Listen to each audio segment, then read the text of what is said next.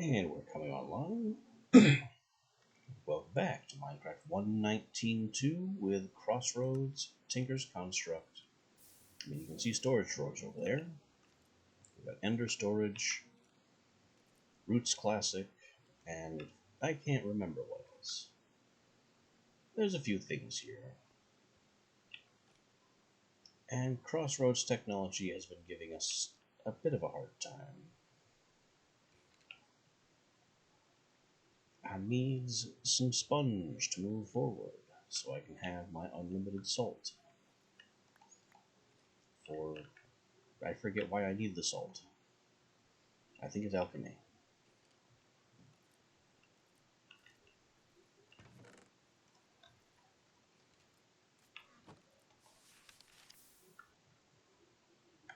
It was in here somewhere.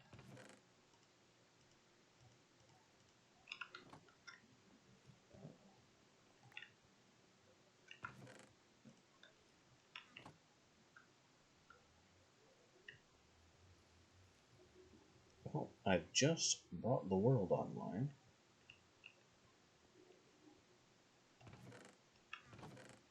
So let's see if I can't clone a super pig.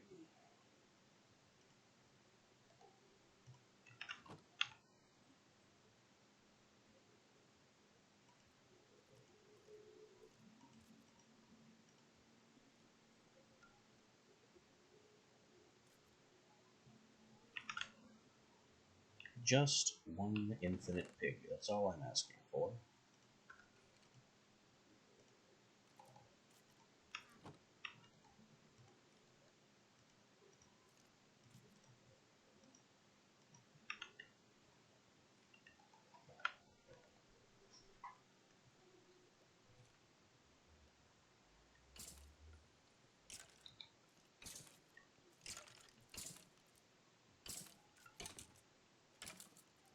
Yeah, get out of here.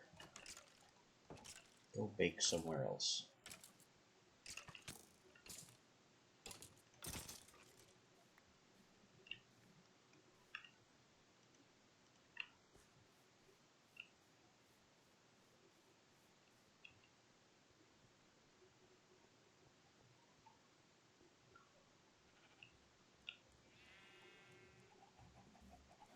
Our egg stocks are doing okay.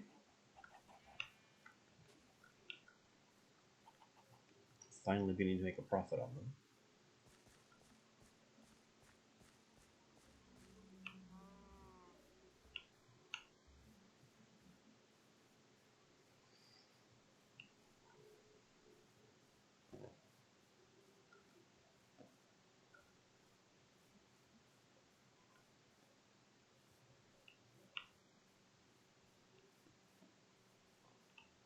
Aha!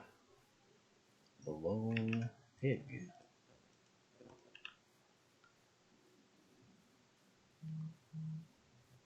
Come here, you. Dink.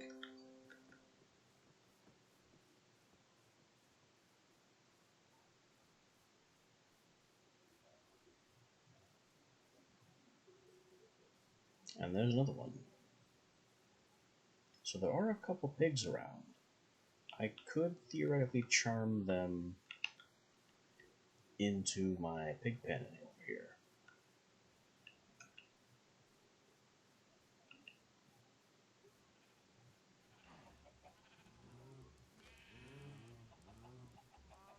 Honestly, I might need to, just to have a more steady pig supply.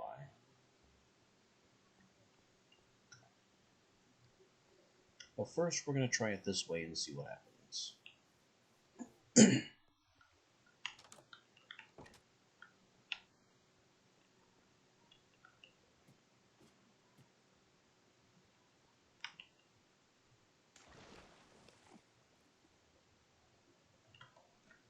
Centrifuge.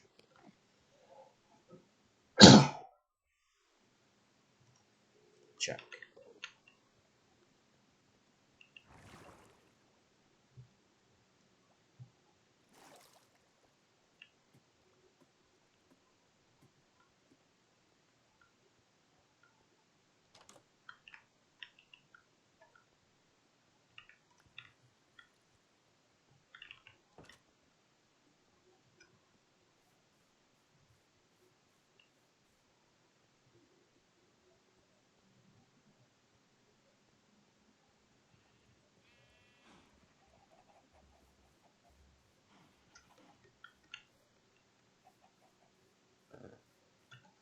Charge up the system. Insert the blood. The immortality. The infinite stupidity. And the name tag so it is an eternal pig and doesn't despawn.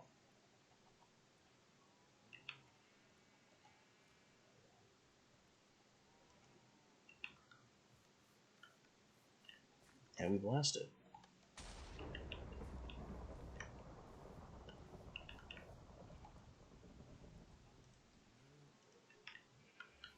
Pig embryo check.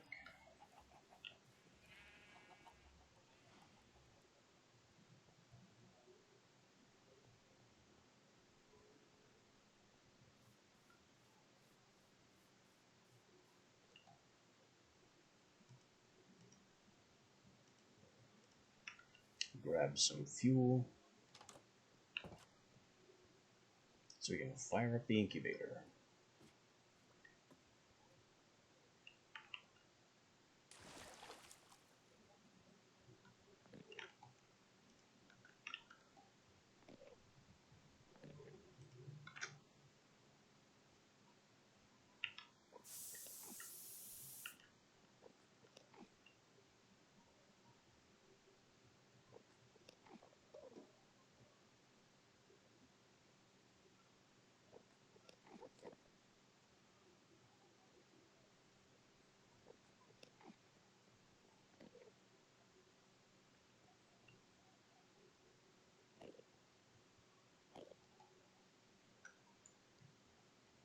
And I guess that just needs to be left alone until it does its own thing and either breaks or doesn't.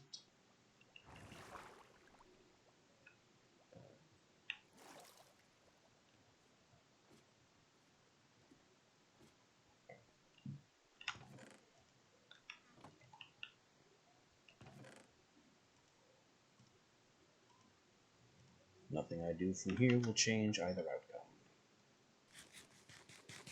It's all up to whether the mod is bugged now.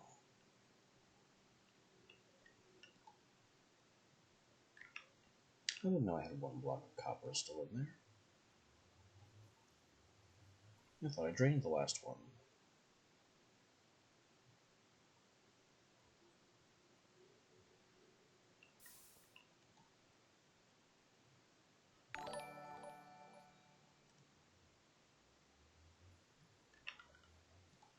Couple more ender pearls worth of molten ender in here. No doubt from ender heads that I've melted. 2 whole slime balls worth of sky slime. That's not a whole lot.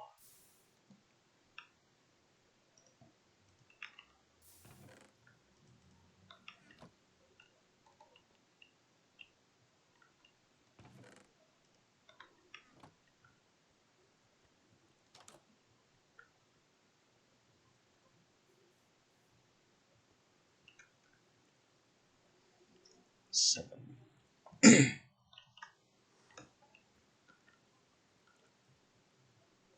This is ready for a harvesting. All it just needs is one more to grow, that third block up.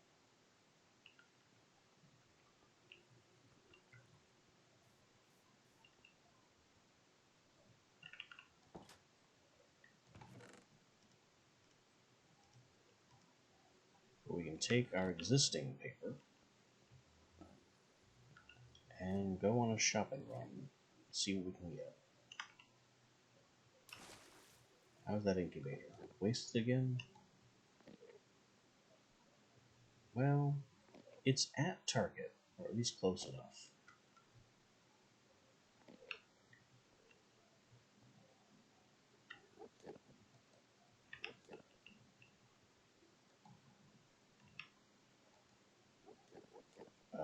That's not right.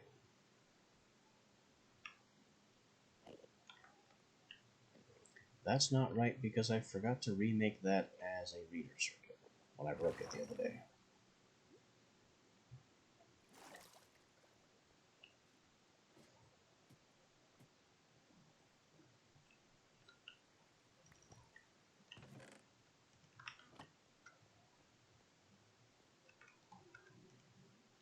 I broke the circuit plate, replaced it, but didn't transmute it to what it needed to be.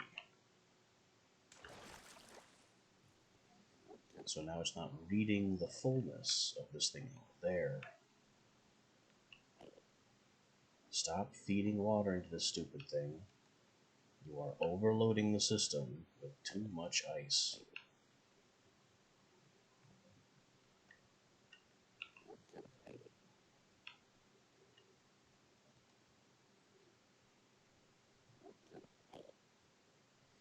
Now the pump can stop needing spin constantly, and I won't have to deal with this number inside a machine, because that makes no sense. We got an egg.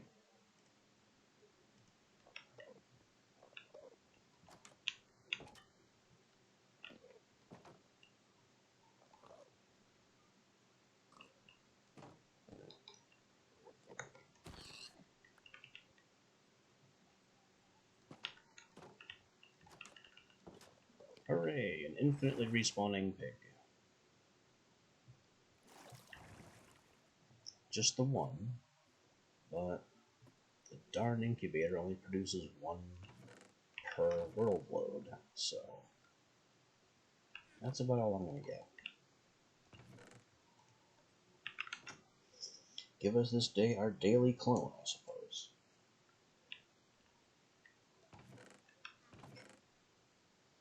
The butcher was also buying pork chops, but 6 is not enough to bring over.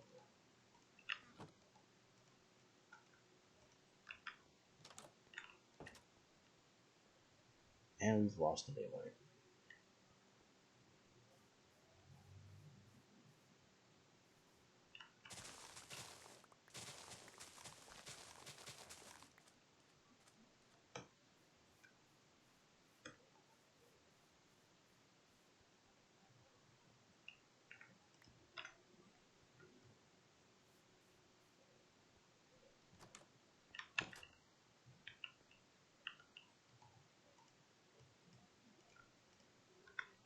Well, what can I do here while waiting for daytime, other than taking a nap?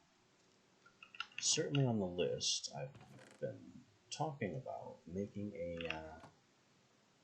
a scythe for reaping my fields, my farm in there. So, broad blade, tough handle, tool binding, tough handle.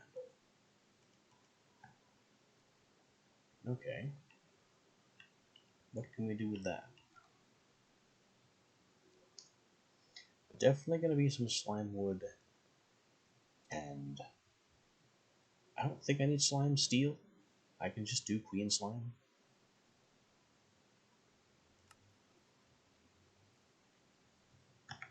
Because it doesn't need damage. 2 ingots of queen slime, though, is not enough. Got some magma in there already.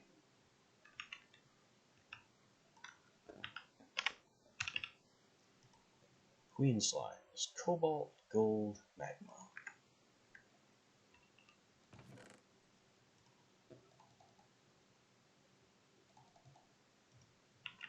I've got cobalt. Gold is starting to be questionable.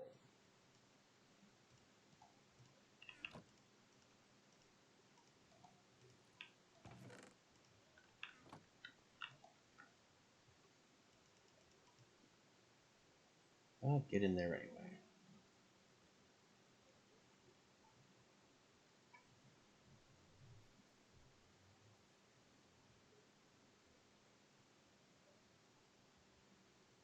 Eight whole ingots, huh?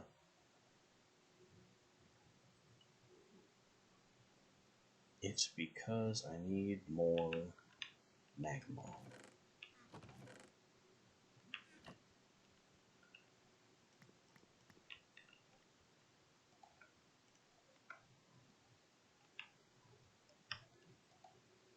Those ingots are a broad blade anyway.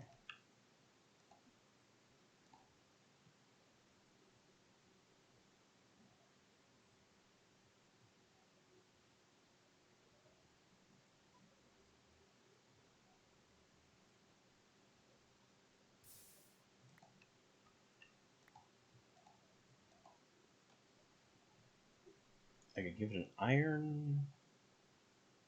Huh. I don't have... There isn't a tough binding. It's just a tool binding.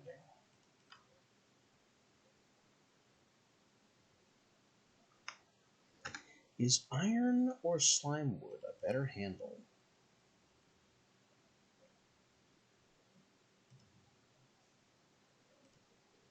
Iron, 10% durability buff. The magnetic trait is what I'm looking for.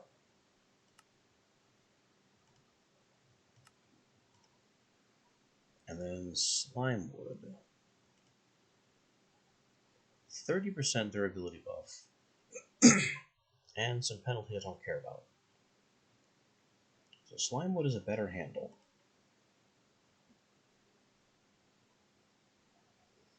And also, each piece of slime wood speeds the regeneration.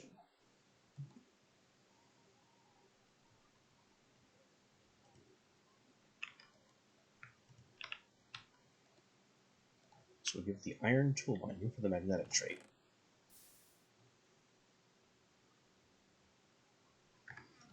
And it has to be tough handles? It has to be tough handles. So my leftover Skyroot handle is worthless.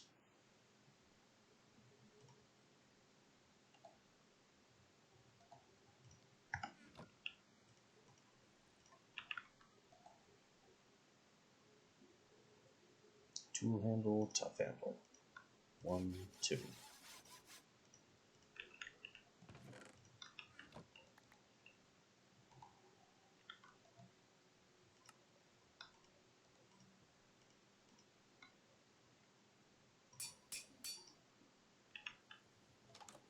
And that will help us more quickly collect farm things.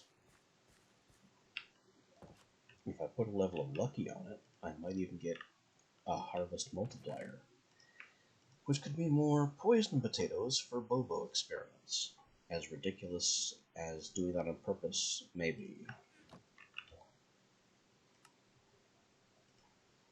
Abilities, lucky, actually expanded.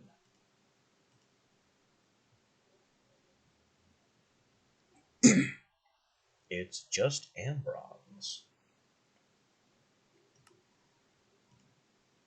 Specific effects are on the tool page.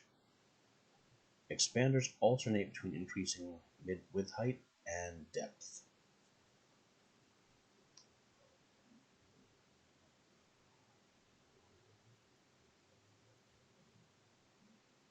Well, I don't want depth. So I give it one expander, and it gets slightly bigger.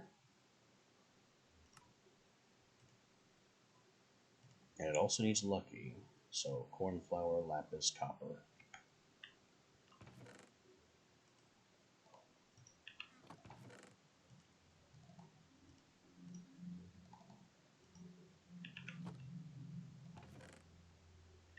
Wait, those are the only 2 copper ingots? Okay.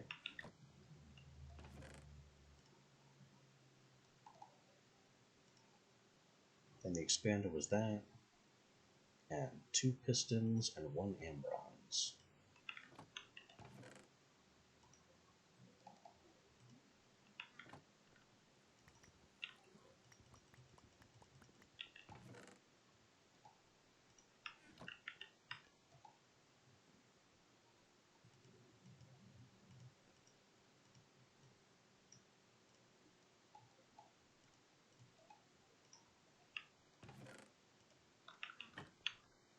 It's so nice to have everything I need just kind of sitting around.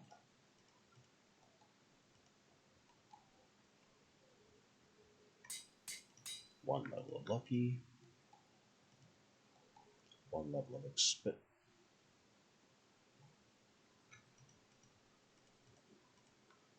It only had 1 ability slot.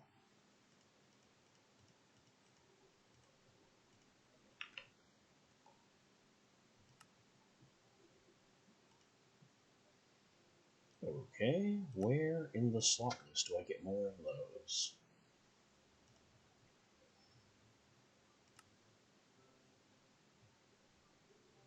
Harmonious, rebalanced. Resurrected would be an upgrade. No, it's an ability slot. Just Draconic. Okay, so I guess I am not expanding it. Because this is all post-end.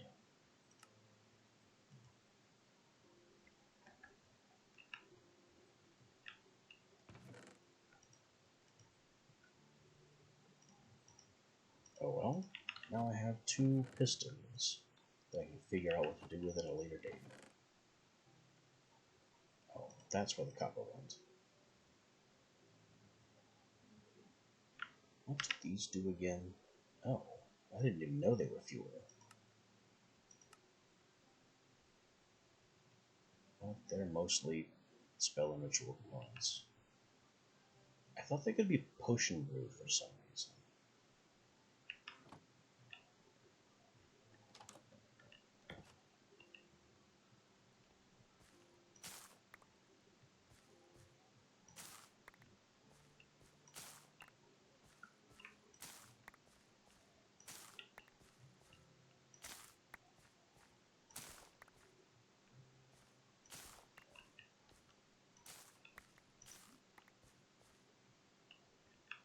Nice.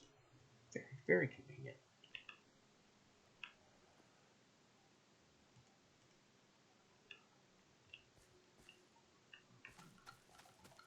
I've also heard something.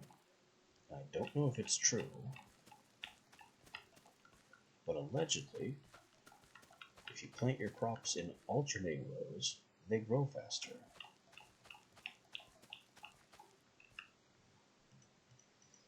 It's certainly something I'm willing to experiment with.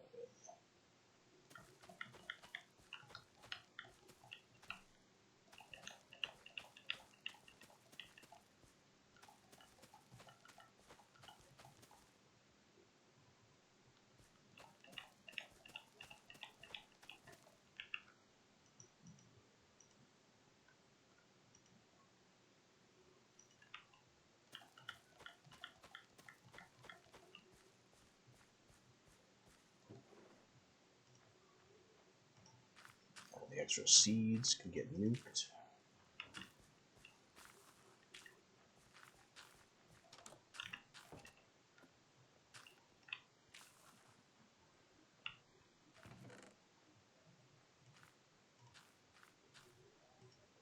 So I have surplus potato.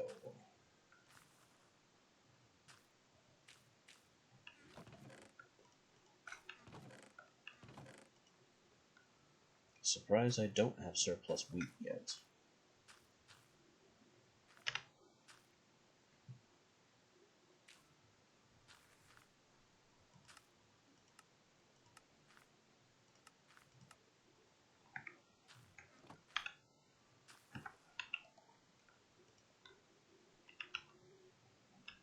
And we have daylight.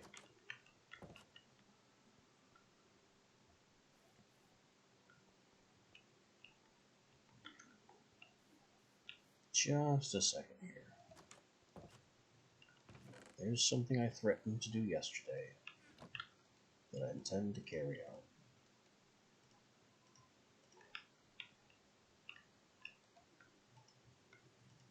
Although I do have the slight complication of not having a vanilla anvil.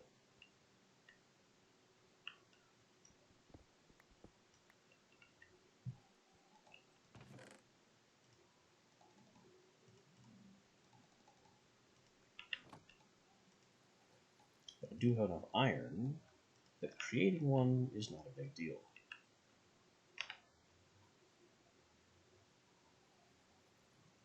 Anvil in an upgrade tab. If it weren't for the fact that the stone cutter didn't work, I'd be tempted to do this just to have an anvil that doesn't ever break. A permanent pocket anvil would be very nice.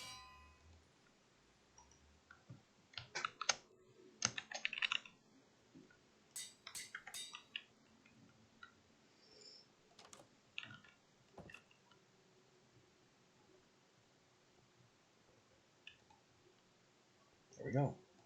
Boris the Bone Horse.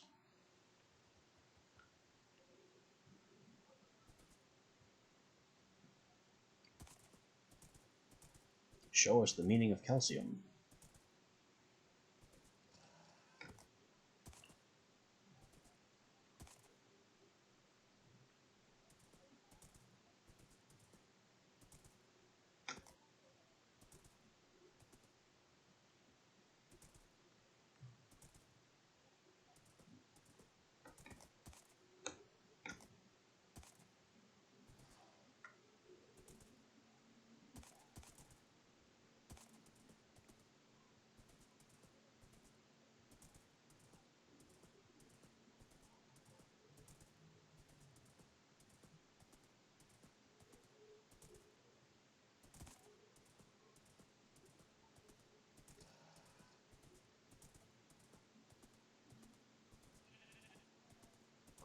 And the cartographer.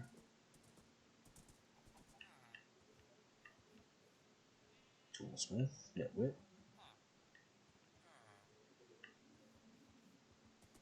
That must be him. He's gone into the correct house. You there. No, don't hide in there. My skeleton horse is friendly, I swear. Take my papers. And then offer to me something new. That's exactly what I want. 12, probably 13 by the time I can do it.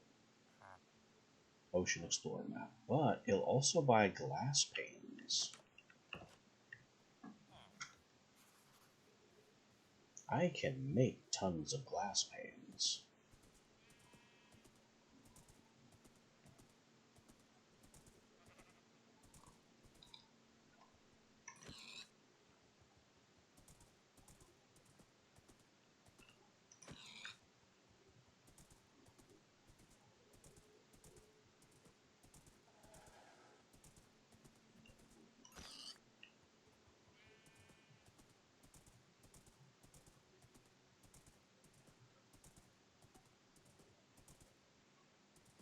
So glass panes will get me emeralds. We bring a regular compass. That gives us the Ocean Explorer map. Then we learn where the ocean monuments are. And I make some water breathing potions. And we can finally get some sponge, which will allow me to void distilled water so I can make a salt generator. Forget Crossroads making me build Rube Goldberg machines. This is a Rube Goldberg task list.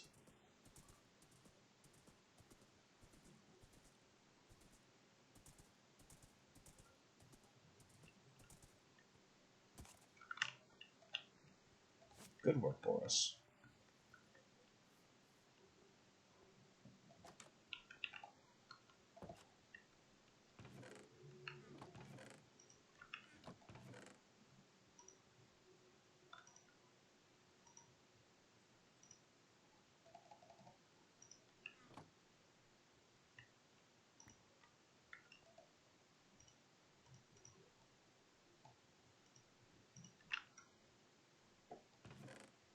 I have the compass. I even have the emeralds.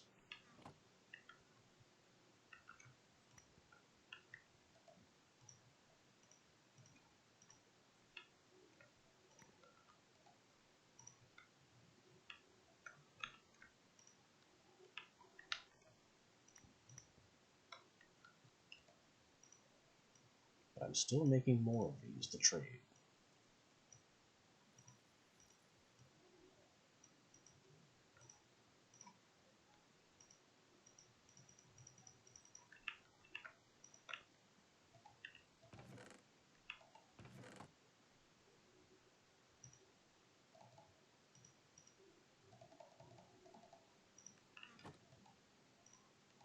And a barrel to store them at the cartographer's house.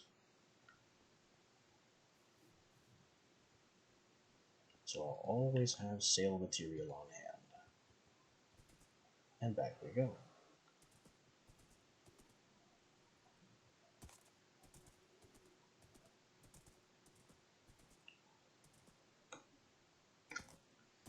I need a better, more consistent route for getting back and forth. Not necessarily an established road, just a straight line, free of trees.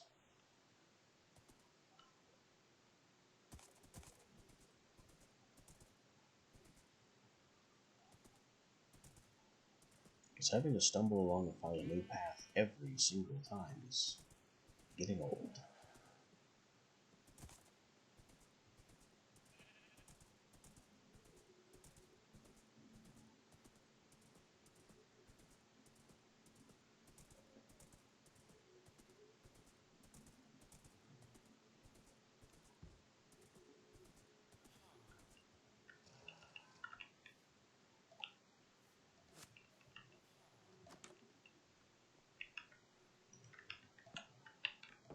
There's your barrel, good sir. And here we find you.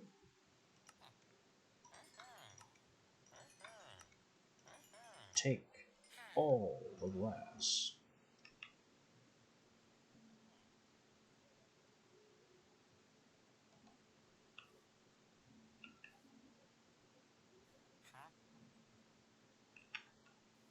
He's gone straight to Journeyman and won't take any more glass. But he's also full at Journeyman, so one trade should push him over the edge. Here's your ocean. Here's my Ocean Explorer map at last. He becomes an expert and is selling banners now for some reason. Well, that makes no sense.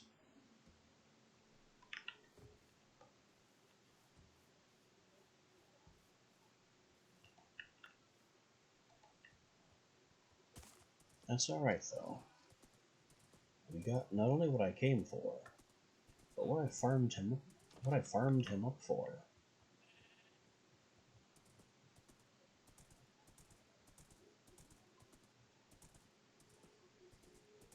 And it only took a day.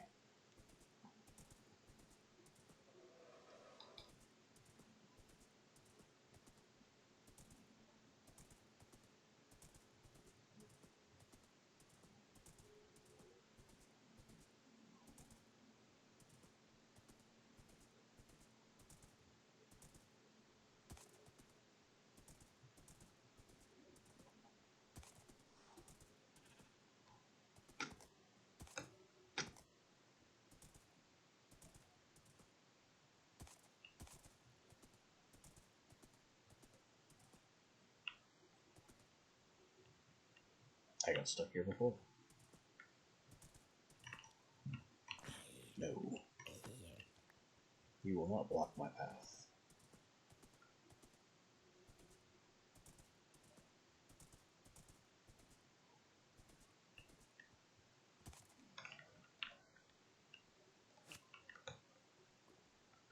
Good work, Boris.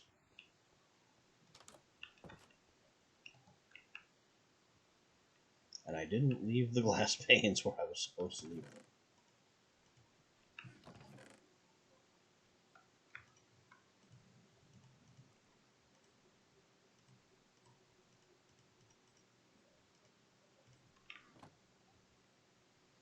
Ocean map. It is southeast, an unknown distance. I need potions of water breathing, which are made with puffers. And apparently if I can liquefy something,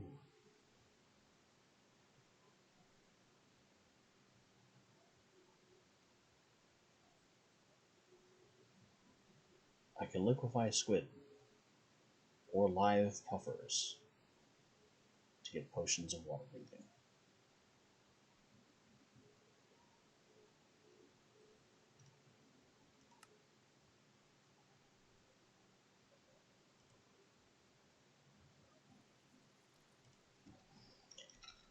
I don't know. That doesn't seem like the best idea.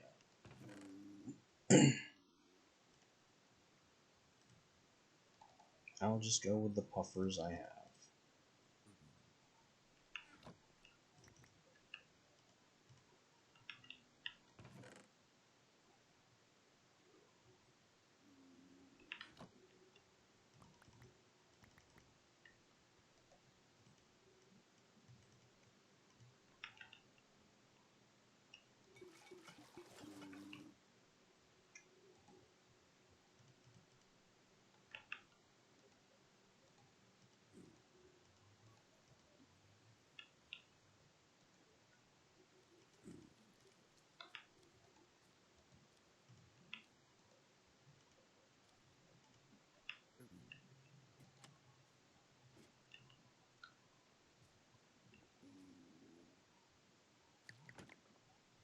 Hey, you.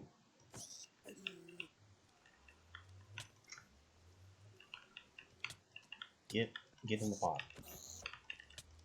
Ow, that sign hurts. Yikes.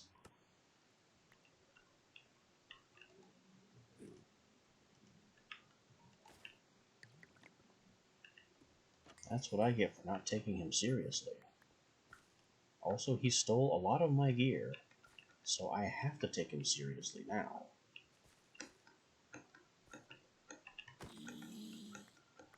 Give me my stuff back. Yikes. What the heck happened there? I don't know what his sign was made of. But he absolutely crushed me while I was trying to just knock him into the smelter.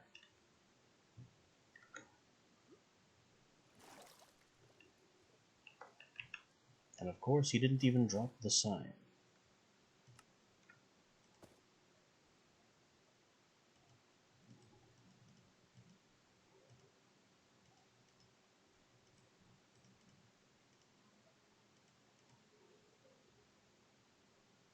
What's worse, a lot of my things seem to be missing. I don't have a helmet anymore.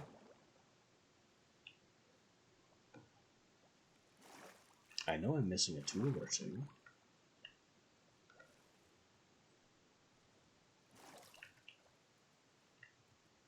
What happened to the rest of my stuff?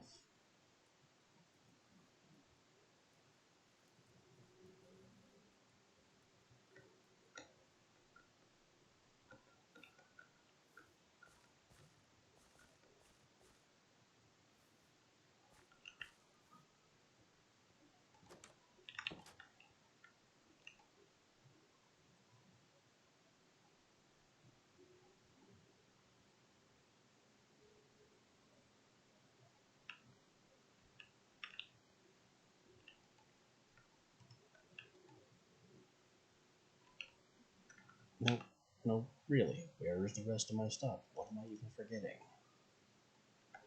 Definitely forgetting something. Aside from the obvious helmet.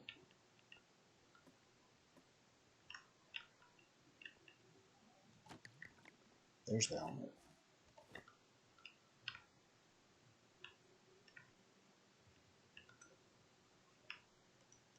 Is that really all?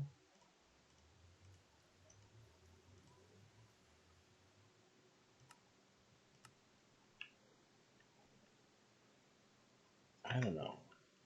Something feels like it's still missing. But there's no room for anything to be gone. There's nothing left floating on the water out there. This must be all my stuff. Unless something flew in through the portal. Which is a possibility.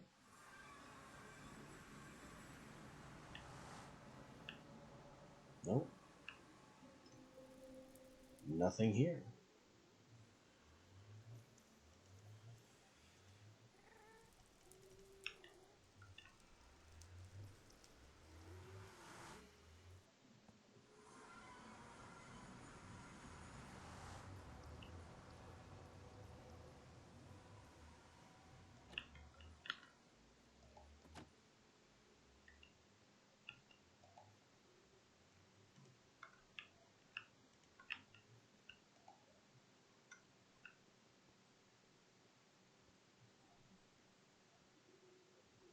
So I don't understand what happened. What else is new?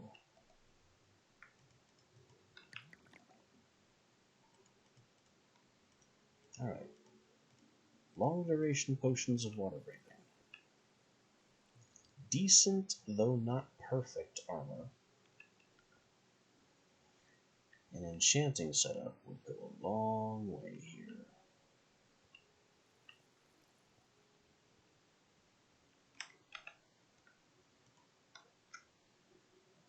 But I don't have that.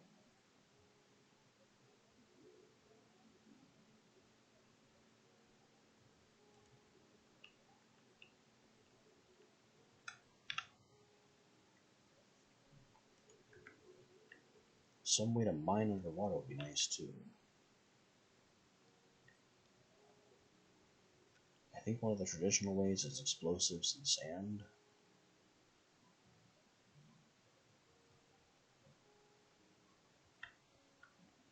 I guess I'll just have to deal with it.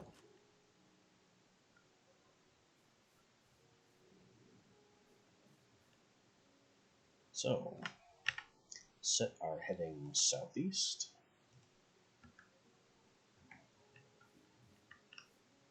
And see what we can see.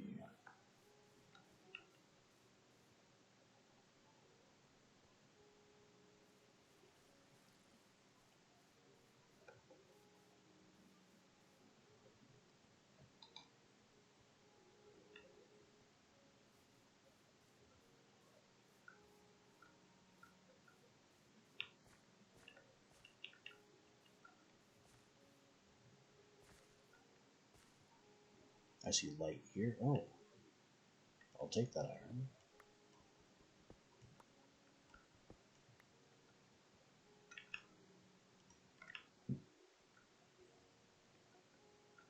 Wasn't expecting iron, but it's nice to see for free.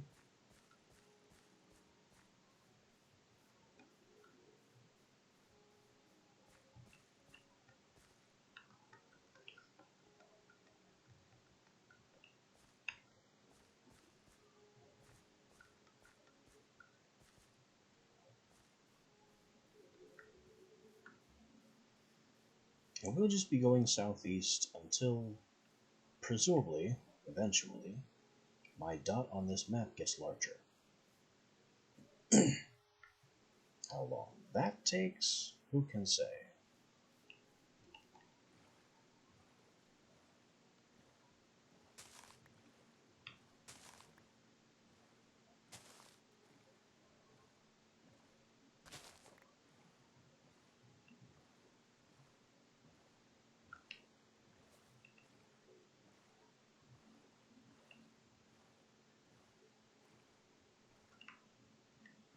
Well, my dot got larger already. So we are apparently closer than I thought.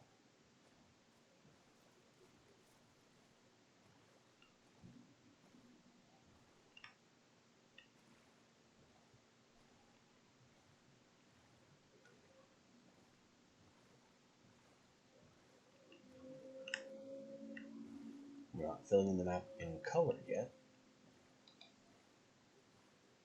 but still, this is taking less time than I expected. Portage over the sandbar.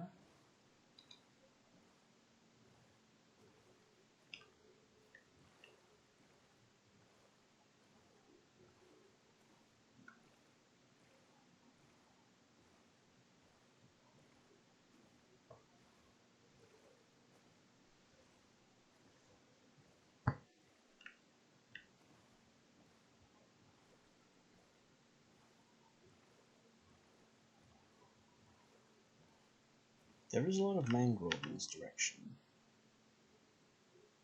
Well, we're not yet covering any new territory. This is still the same ocean that I tried to examine for signs of nonsense already. Ah. But we are lining up on the north-south axis. So it's time to go east.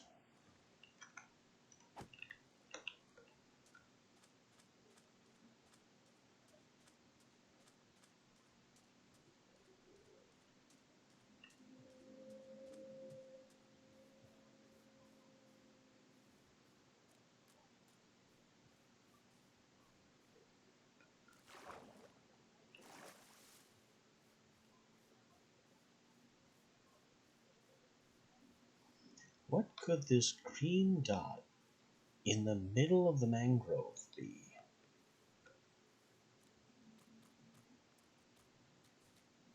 I should not have any tamed animals in the mangrove. There's a nitwit. How is there a nitwit in the mangroves? Well, it appears to be because there's a village on the southern edge of the mangroves. And he got himself very lost.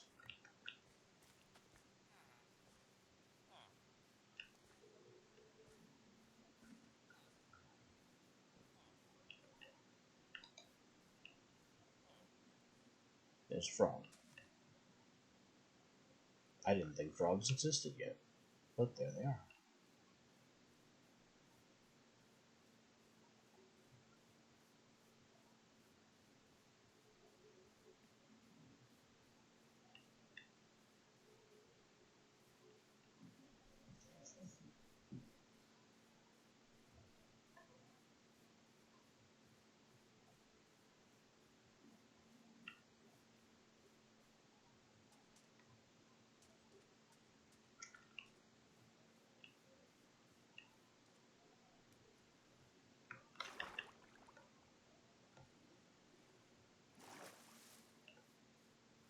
Is that a bridge?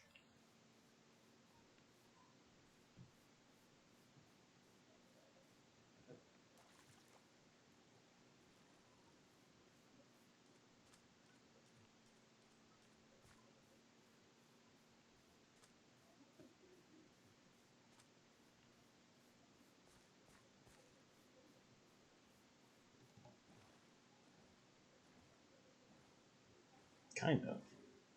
It's a weird floating land bridge.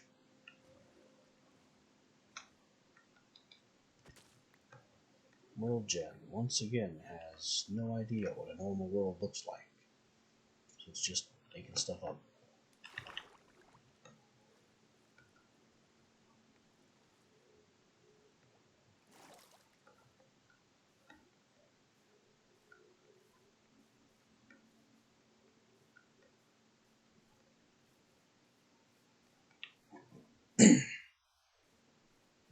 Alright, this is beginning to get silly. How far east do I need to go?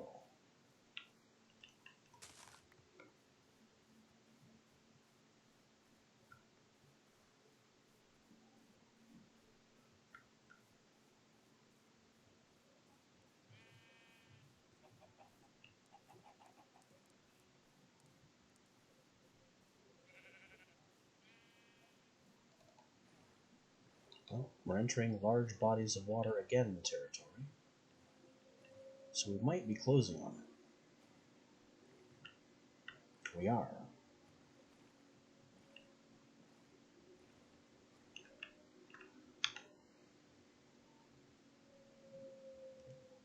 Alright, all non-essential items get in the backpack.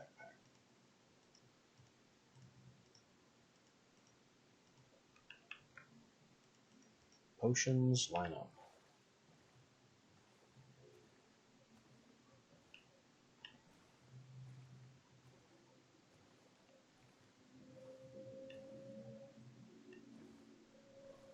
My big concern here is that the Guardian lasers will kill me, since I don't have any enchantments on my armor. And if that happens, well, we'll be stuck making this entire journey again.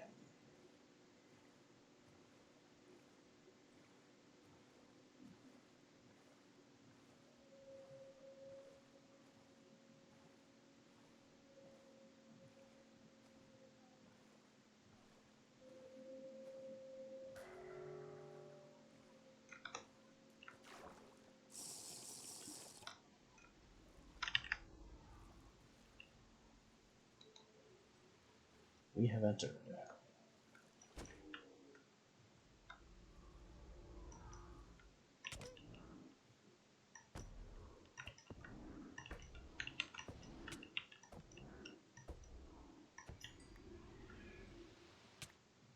Laser damage, not as bad as I was expecting, but still pretty painful. Well, don't you dare. Thorns damage, not really anything to worry about. So I need to kill 3 Elder Guardians, so they stop applying mining fatigue. And then we find the sponge room.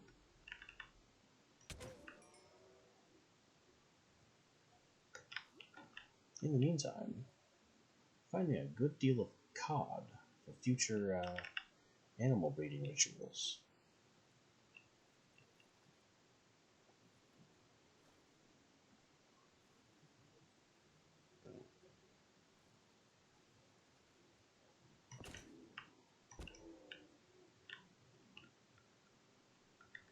Now my problem in this monument, aside from all the lasers, is that everything always looks so samey. So I just have no sense of where I'm going or where I've been.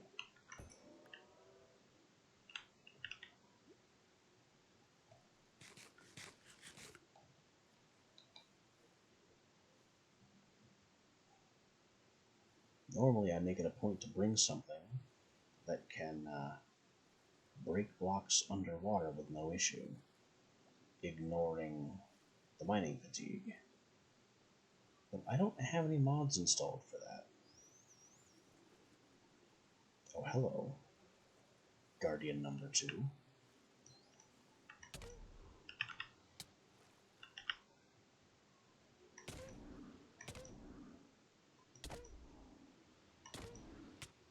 Ow, ow, ow. I lose line of sight and heal. Don't mind me, I'm not here.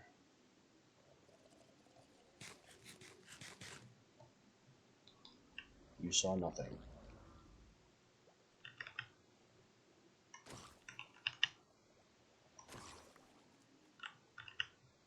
Now we finish you.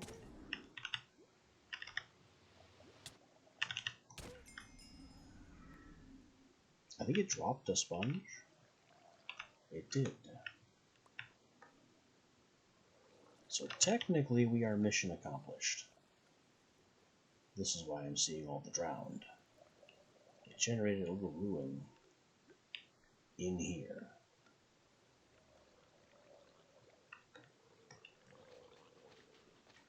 And I have all of the mining fatigue, so I can't do a thing about it.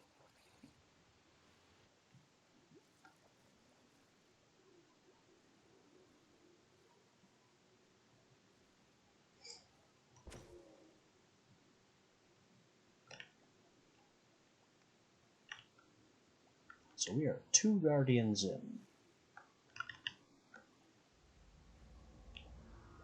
That's the sound of the 3rd.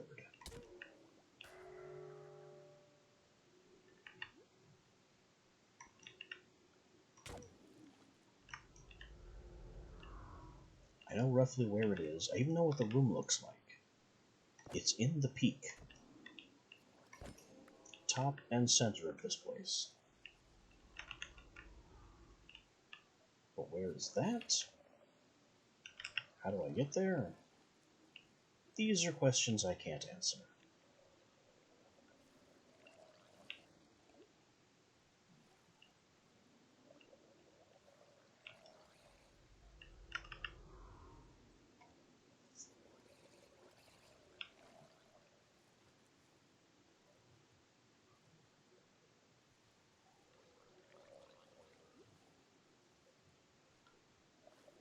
Did I just go in a big circle?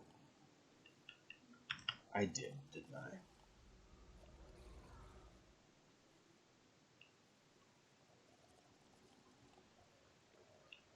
This goes nowhere.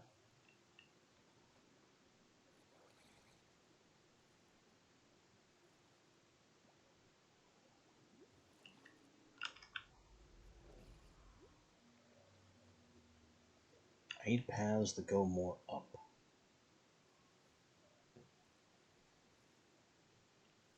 Which I'm not finding.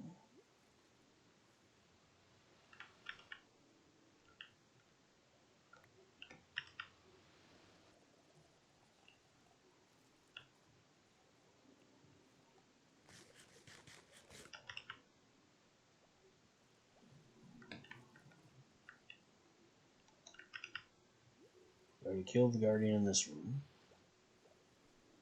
But I think I might be able to get to where I need to go by going around the back.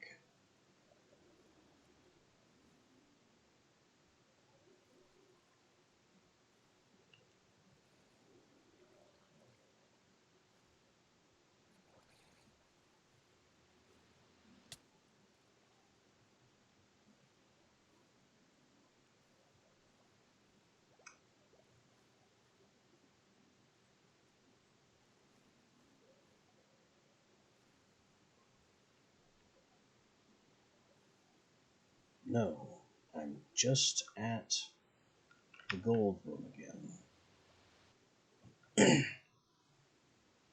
And the gold room goes to this area again as well, where I've also already been.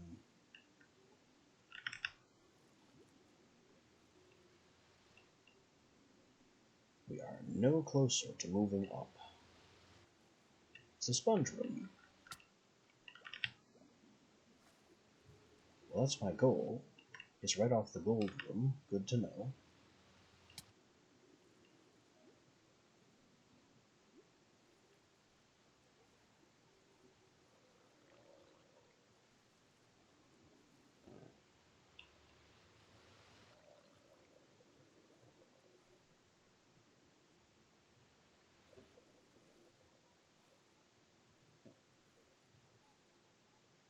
I have to be going in circles.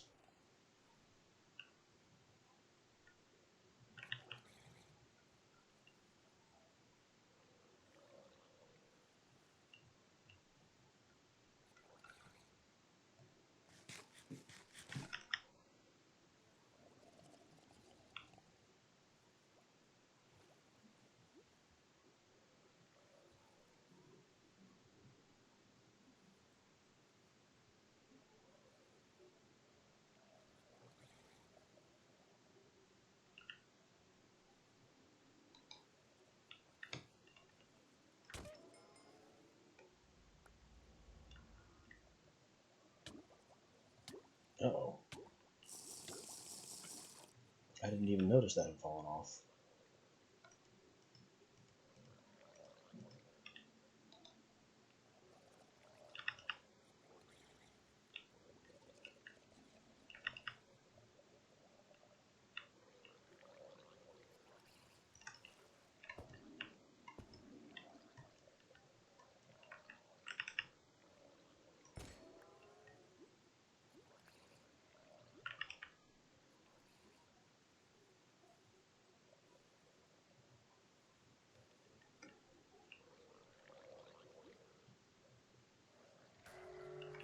Oh, I actually thought the mining fatigue would fall off.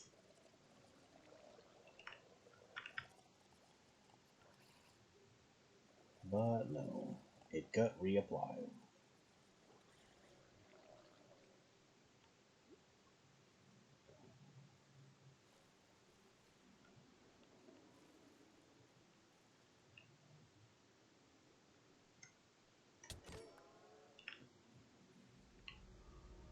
So I'm thinking, yeah, this is just not gonna work.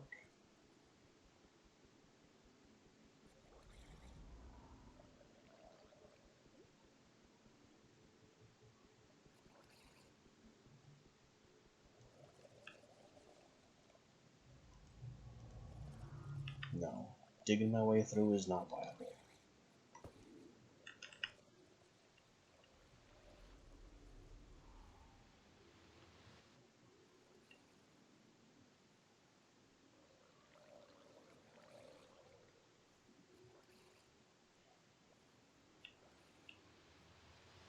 But there's just no path.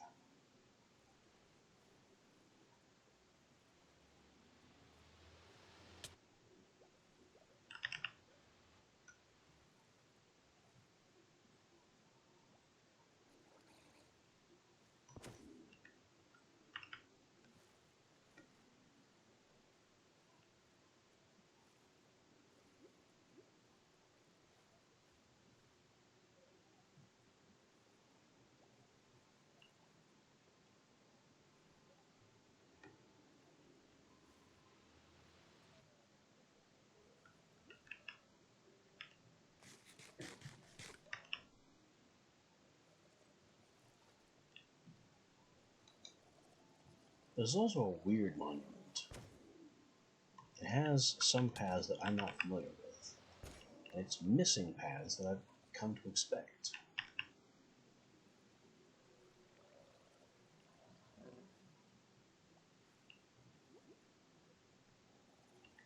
Sponge room again, column room again. This should be a doorway, but isn't.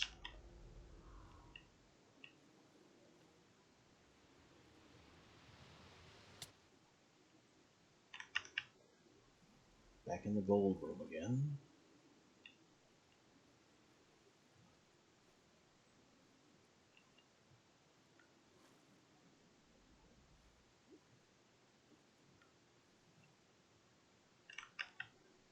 Alright, how do I get back outside?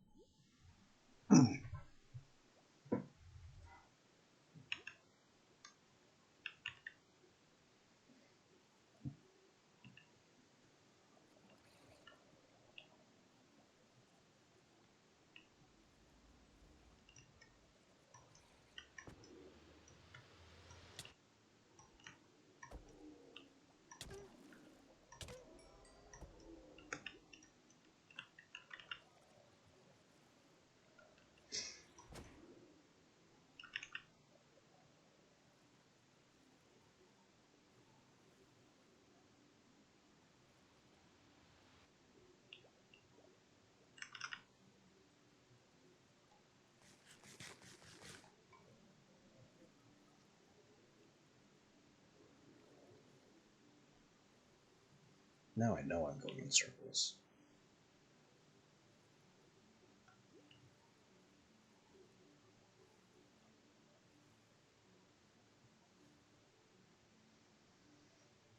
This is such an unusual monument, though. It feels like there are two monuments stacked on top of each other. They're blockading certain sections.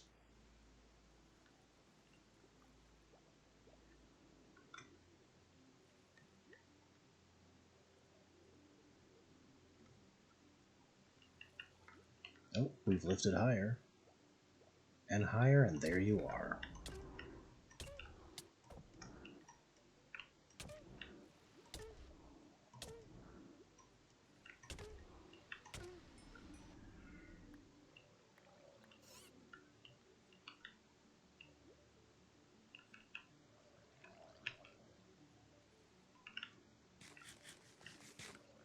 Three guardians down, mining fatigue gone.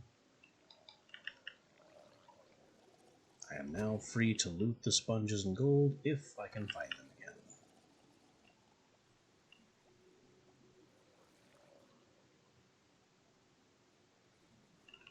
It was right off the entrance the whole time.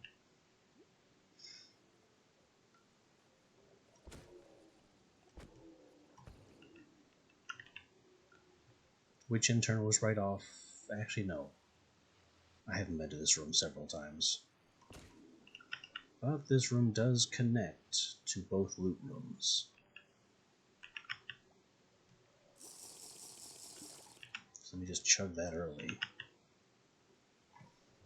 And go get what we came for.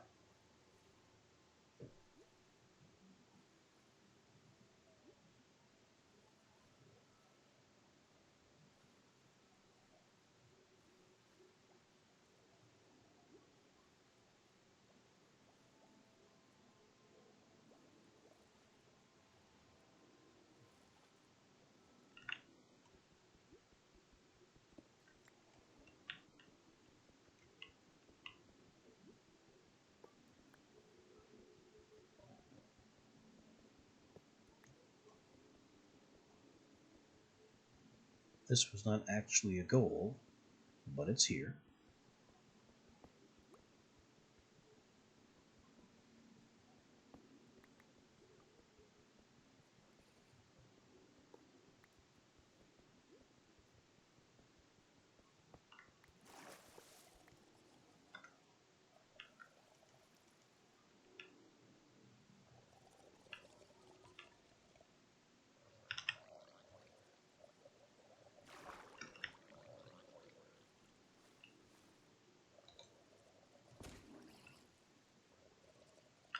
And the sponge room was right off of this somewhere.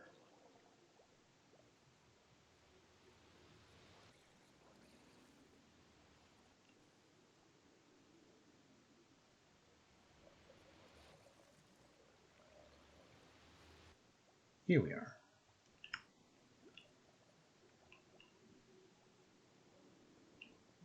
Best mind with a hoe. Well, I don't have one of those.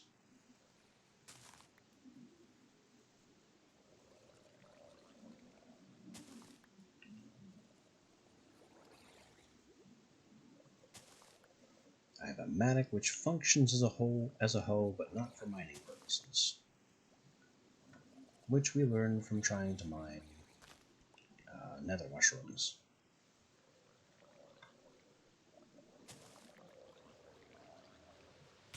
Hey, don't do that. Go away. I am claiming my prize.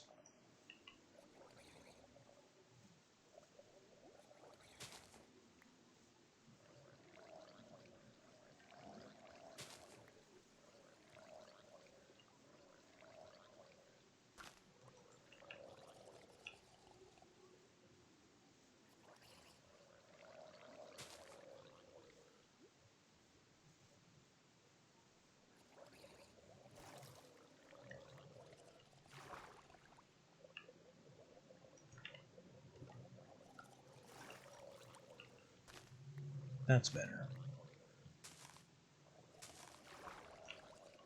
And now it isn't.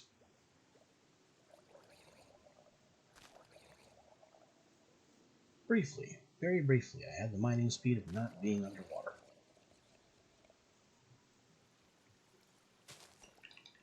Fish, best move.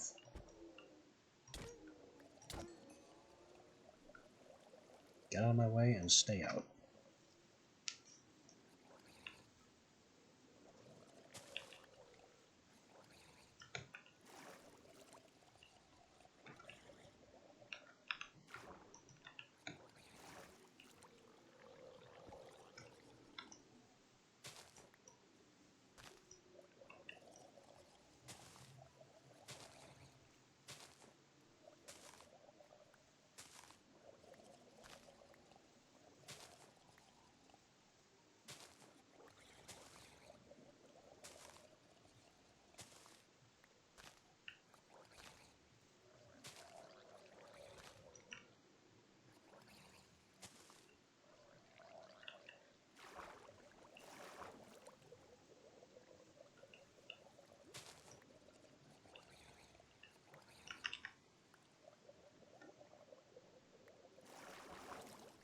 Alright, have gold, have sponge.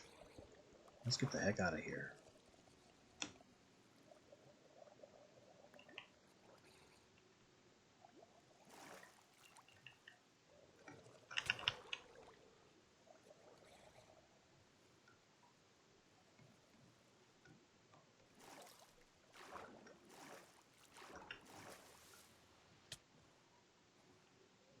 Collect my parking and scoot.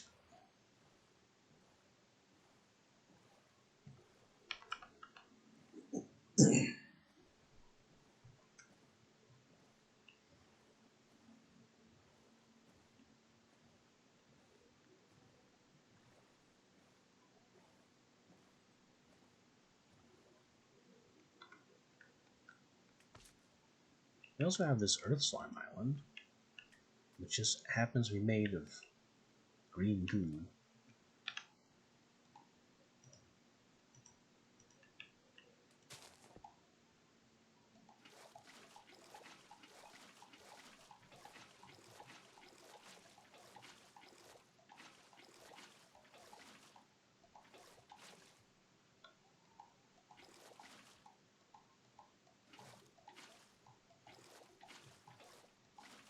This isn't a near bottomless tank like some of my tanks, but it does the job.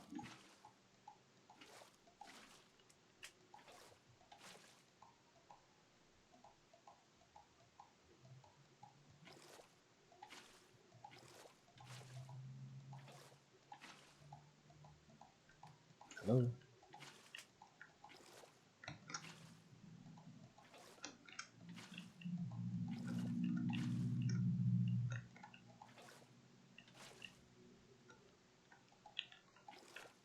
$31 buckets, 32 buckets. It's full. And these congealed slime blocks are exceptionally bouncy.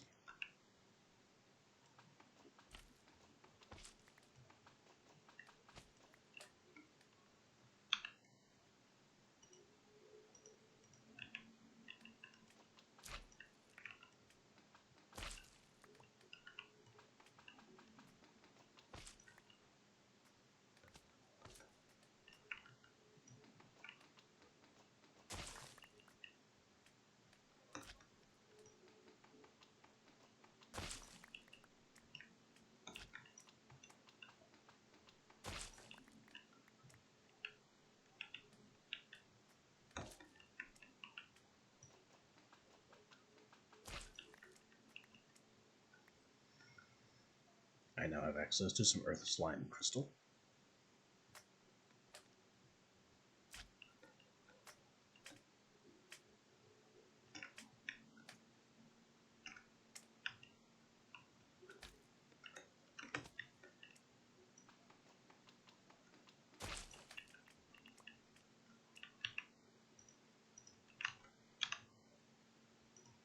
And I would also like to have access to Green Heart, I guess it's called.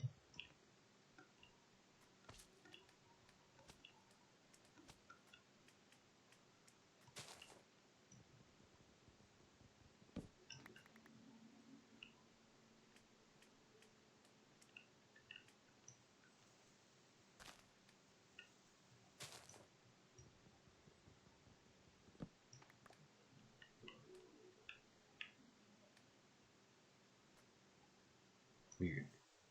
Is that not all? Where's the leaf decay? It is not all. There's more tree to be had.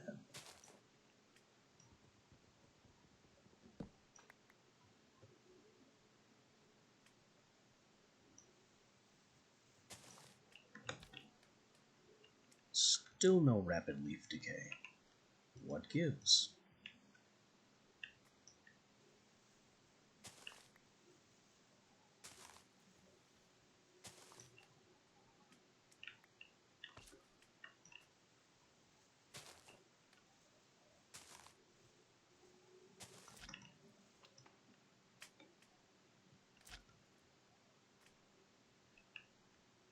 Also, where am I getting this luck from?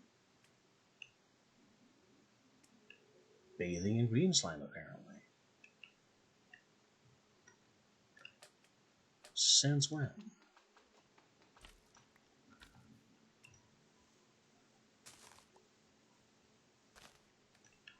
This is not a buff I remember, being a result of goop diving.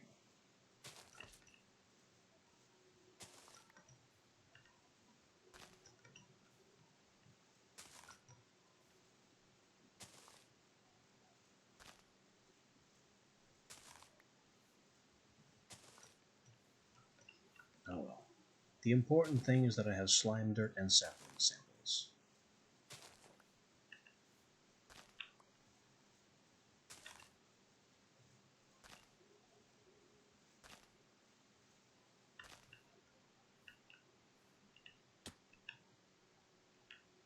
Let me get my boat and get out of here.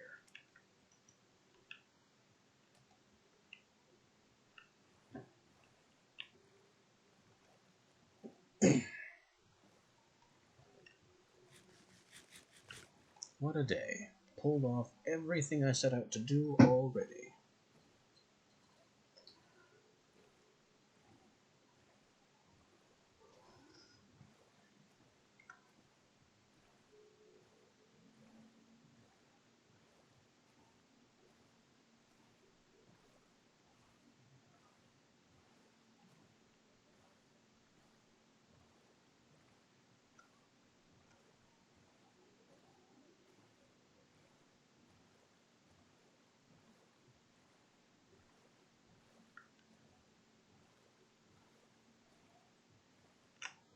That another village that is another village I haven't seen yet.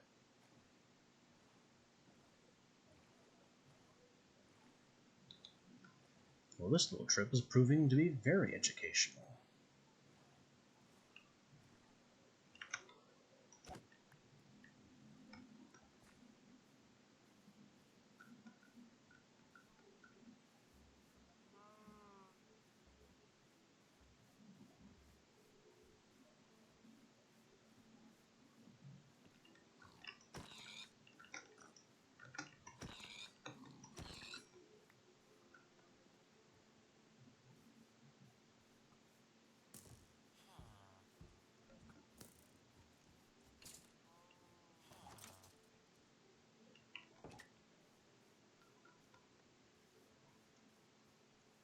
Nobody here has any jobs yet. That's kind of funny, actually. So what we're looking at here is a lava pool that spawned, and a crop field spawned on top of it. The lava pool set the logs on fire. The logs burned, and the water in the crop field then spread out and covered up some of the lava.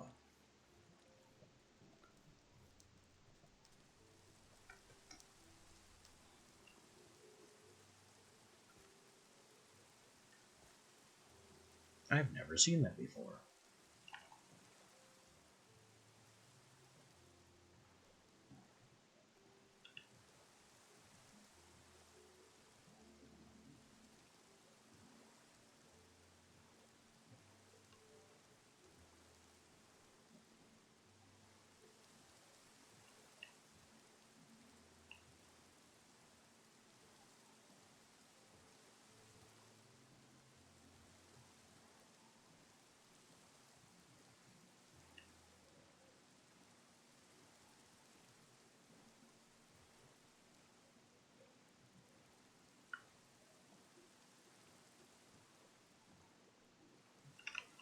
What's that?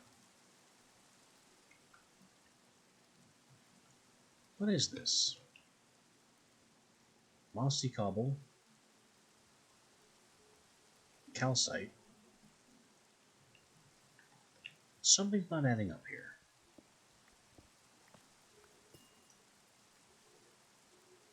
Ding. Well then.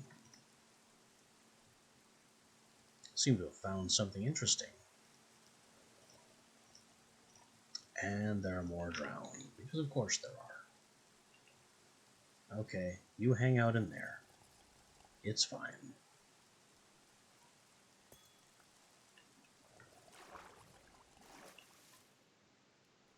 Sky Slime Crystal Geode. Just has some Sky Slime crystals. And the crystal block melts down into Sky Slime. Used in Rebalanced, which grants an upgrade level.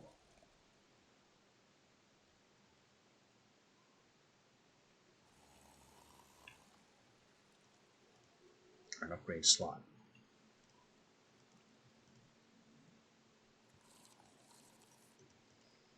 We have these tiny samples of prismarine.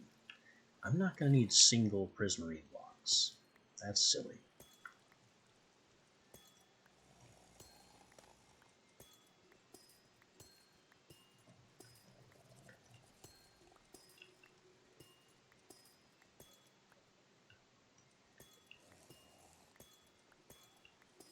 It's dark in here. I'm probably destroying budding crystal blocks, but this is so far away from home that doesn't matter. Hey, you. Get out of my boat.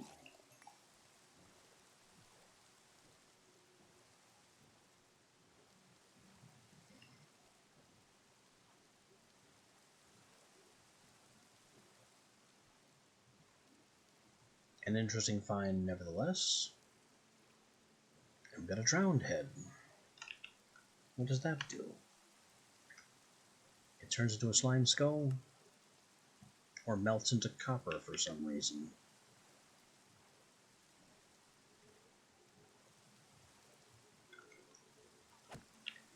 I guess drowned do drop copper, the same way that zombies can drop iron sometimes.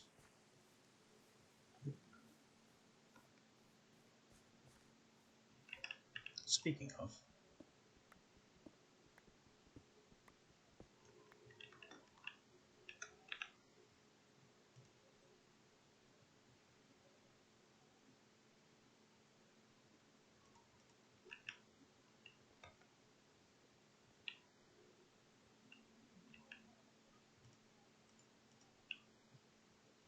lost track of my boat for a second there.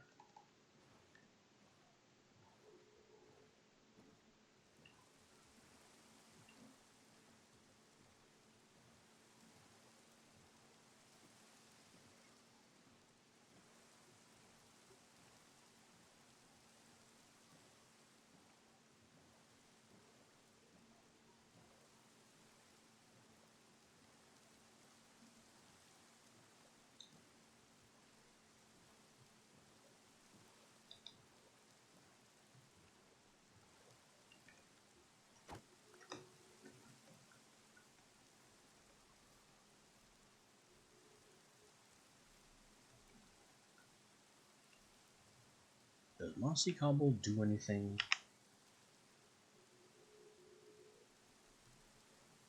Apparently nothing that Cobble itself doesn't.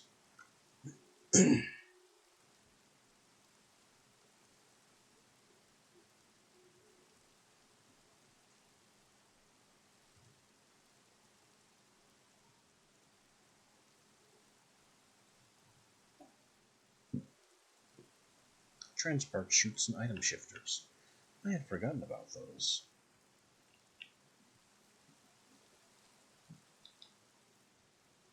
They are item pipes. Very, very low-tech item pipes.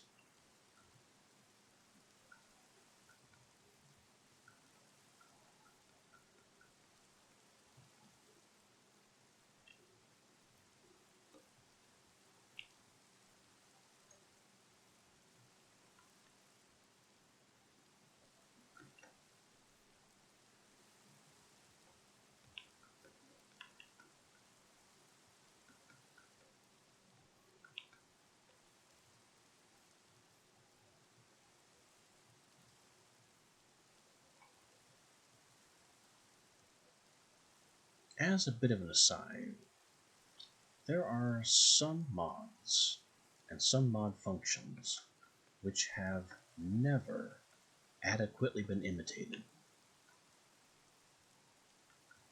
Some developers have tried, some have even managed to make a dim echo, but none have truly copied the greatness of some lost mods. Among those, of course, is Witchery. It has a few clone projects kicking around, but none of them even come close.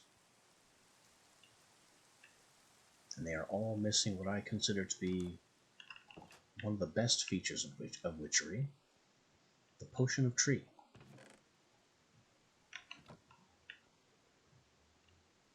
It's just a potion bottle brewed with a sapling, where you throw it and boom, you get a tree. It's so simple. Why have none of the Witchery clones done that?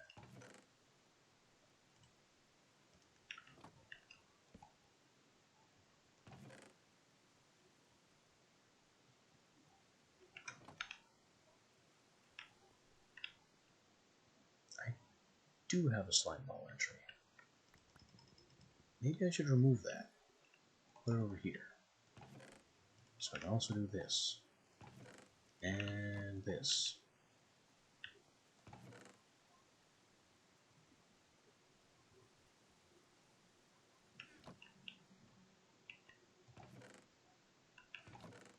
Let me just unlock this drawer.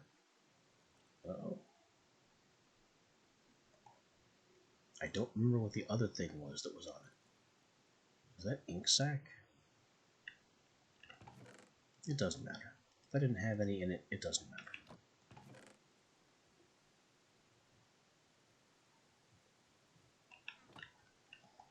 We have too many berries. Free copper.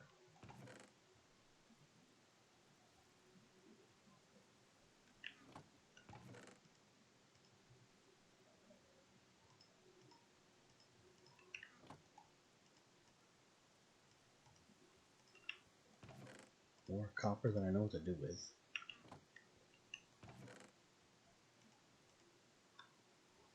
Sky slime crystal to go with our ichor crystal. A tank of slime of a different color.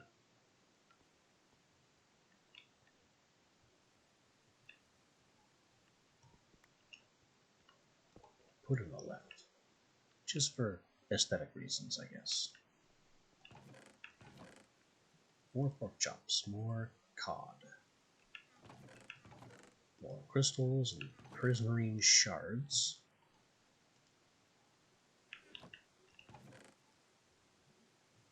Saplings. Water bottles, I guess, pre-prepped for future potions.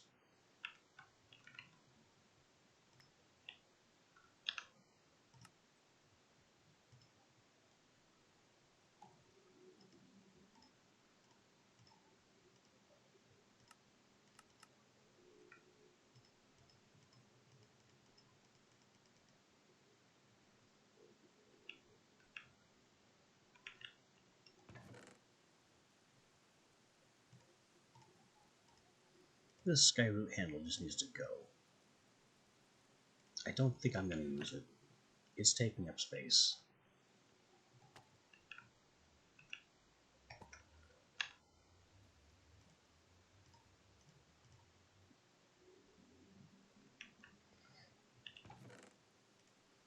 We've got gold, and iron, and lily pads, flowers,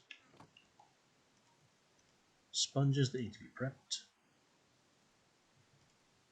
and these 2 brick blocks that don't do anything.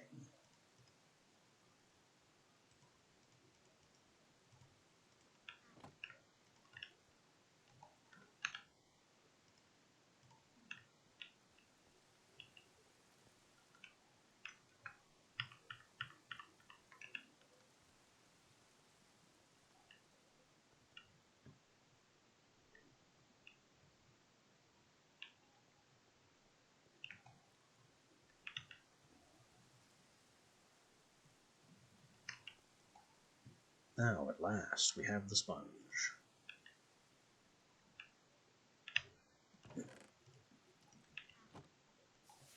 The entire reason for sponge was not vacuum hopper.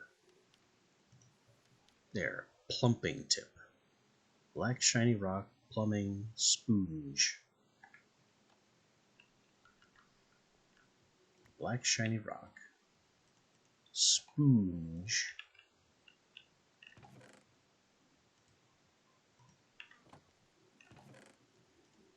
Plumbing. Prepare the rod of madness. And the poison potato that Bobo demands.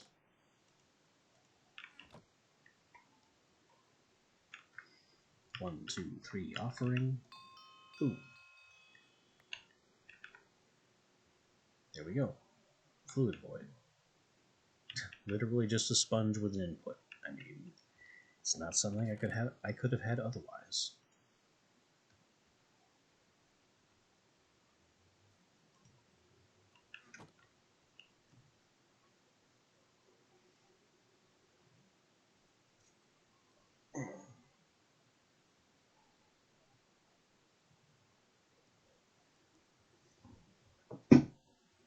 So now I'm going to have to turn this into a salt factory.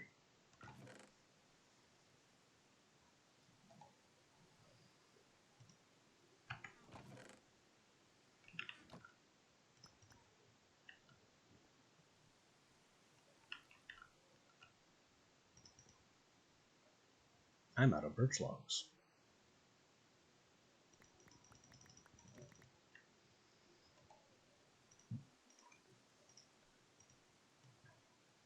Well, that's not good.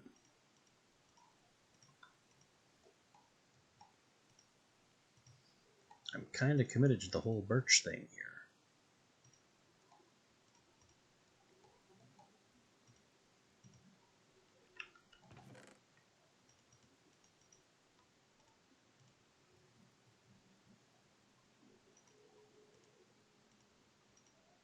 Alright, so we store the salt in a drawer.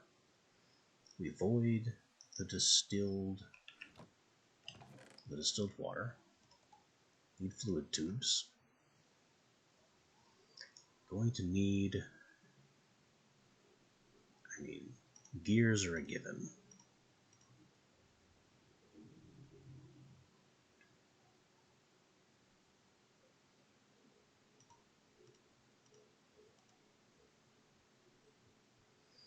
Axles too. No heat, I don't think. No heat, no beams, maybe wrenches, definitely circuits. This pipe wrench goes down here.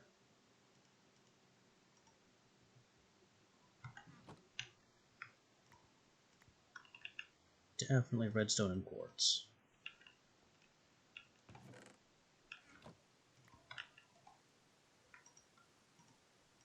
I may even need more smooth stone to make more circuit plates.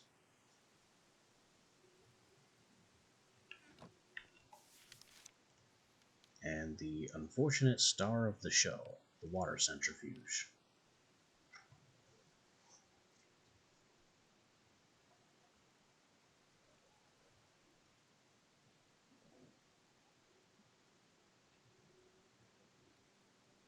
Must have a speed of at least half a rad, and then it expects the gear to reverse.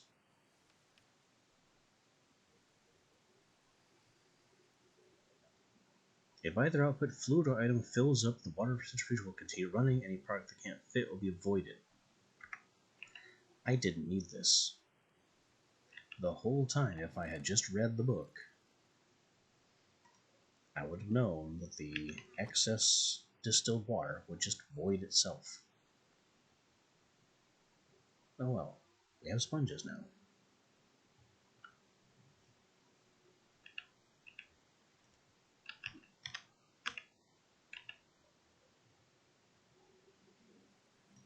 Water centrifuge.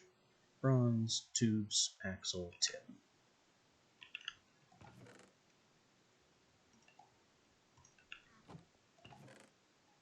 I have no bronze.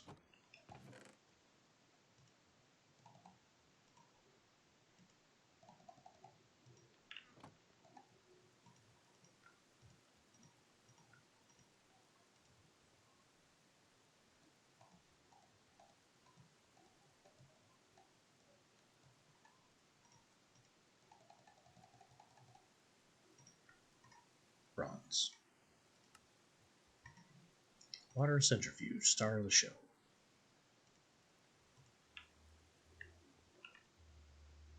Rotary power. Rotary power.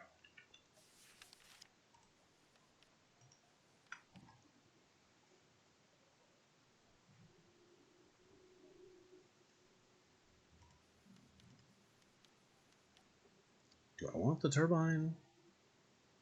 Do I want a steam Stirling running off of...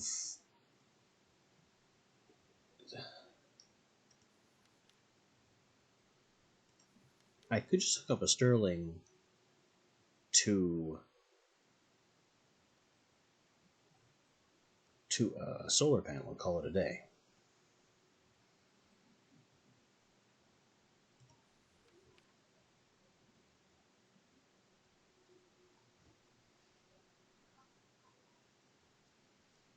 It won't be great, but it would work.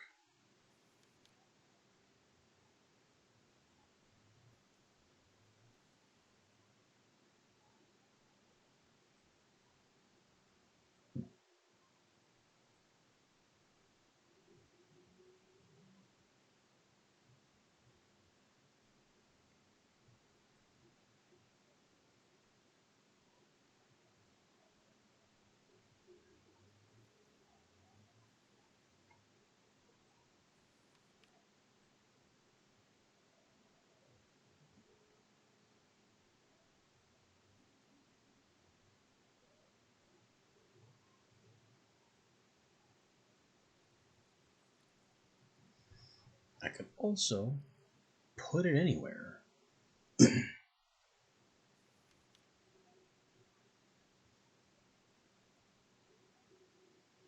Like, literally anywhere. And just use one of these and run a Stirling and get power that way.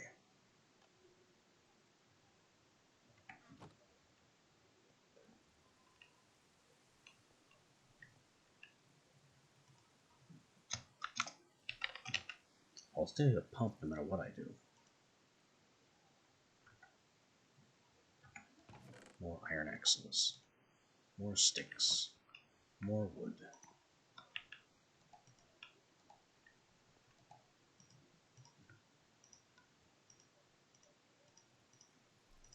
Bam. Sticks are us.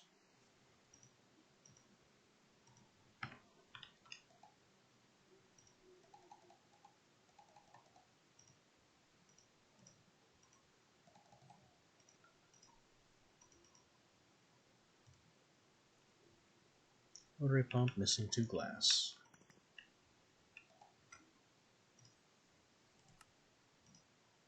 So the pump is our water input. And then we have to make the water centrifuge spin.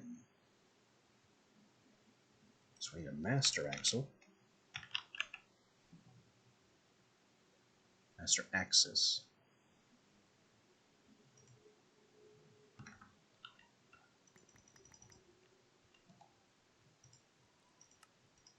Or else nothing spins.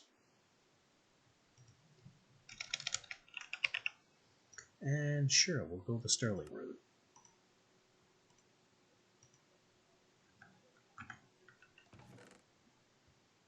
Which means heatsink.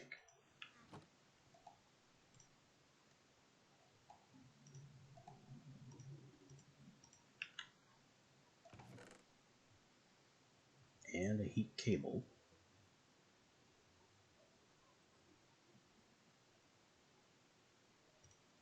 Honestly, the faster the loss, the better.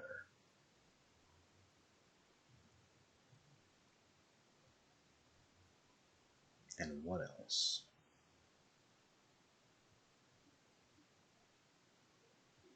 Brain is not working like I'm forgetting something.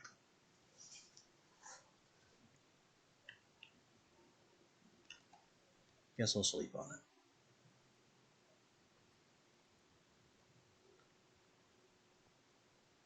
That didn't help. I'm sure we'll find out. A cauldron might be nice. But I don't need one. I can just pull water from the river.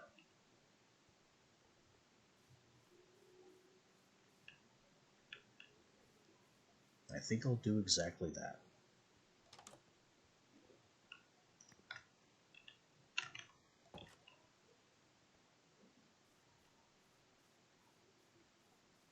Build my silly infinite salt machine right here.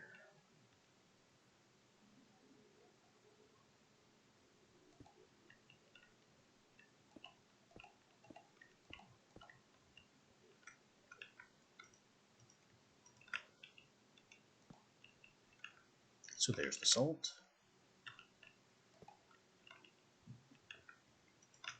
Coming out of the water centrifuge.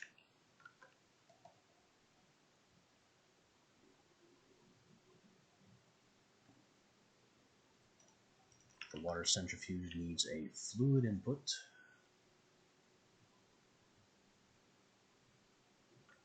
Fluid input.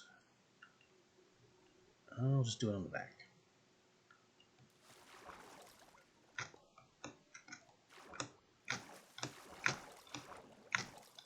There we go. Took some doing.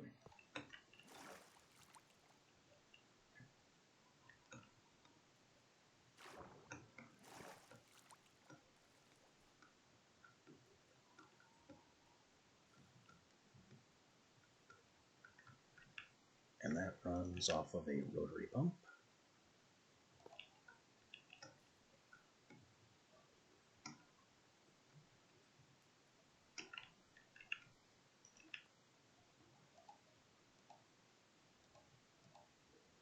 The arrows need to all point the right way. Rotary pump needs spin power.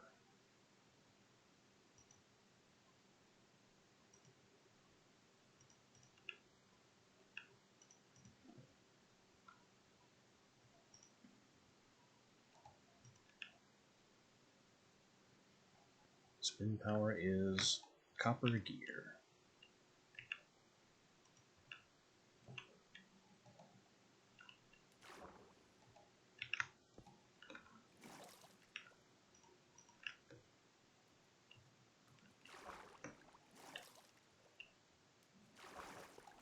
Master axis.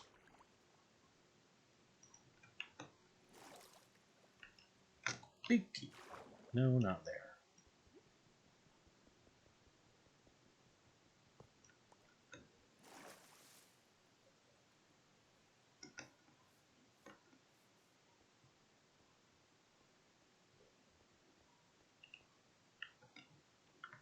Big gear.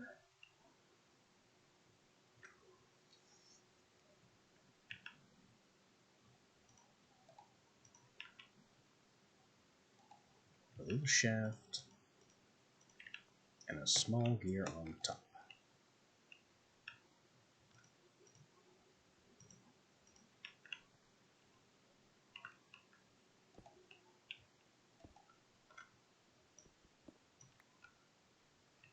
I'll drop another big gear.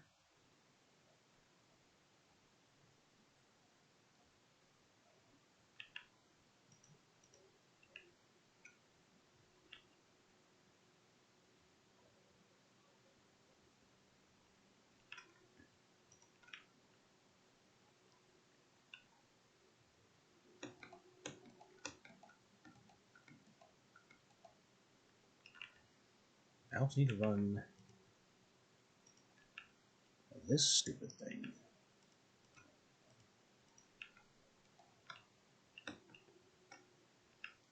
Which is going to be an adventure and require some circuitry.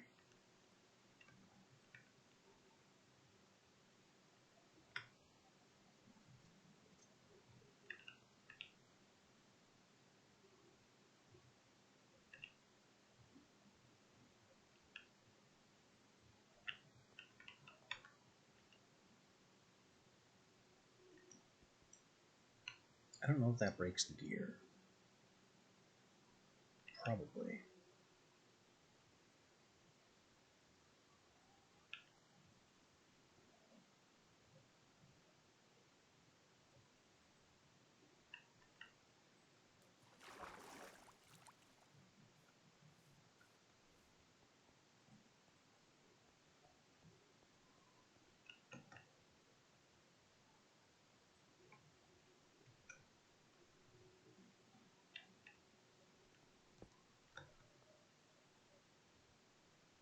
I'm going to need a switcher in this space. Oh, and I also need to get a circuit reader on the centrifuge itself.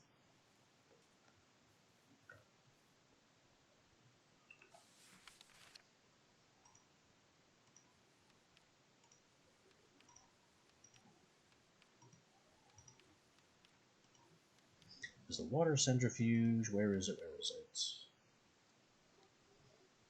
The attached gear axle must keep switching direction. Must have a speed. There's no limit. Product can't fit. I thought I read something where it produces a signal when it expects the gearing to flip.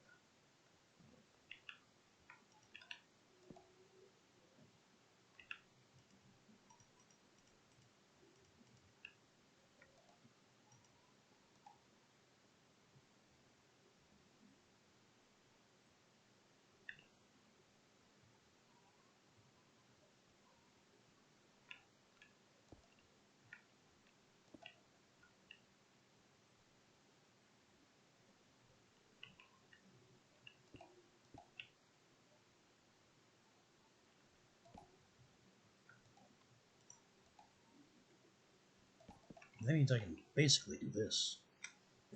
And then in this space specifically,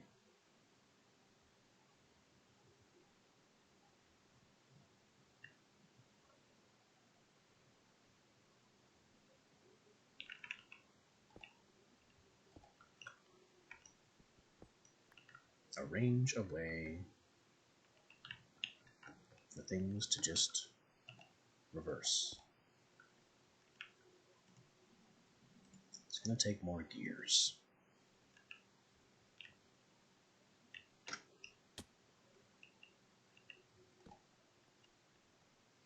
I also don't have the power input in yet, but that doesn't really matter. As long as the logistics work, then the logistics work, and that's all we really need.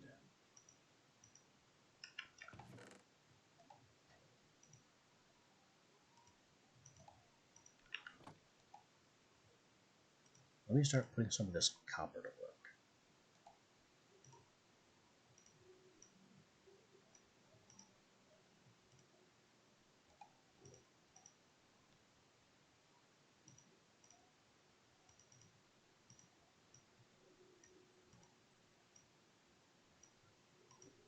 Gears.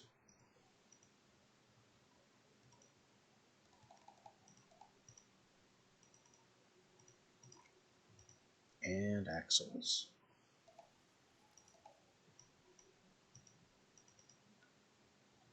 There. Finally have a solid supply of both.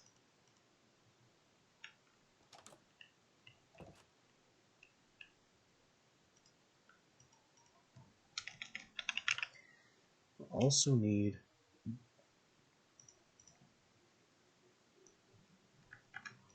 we gotta go back to the toggle gear thing.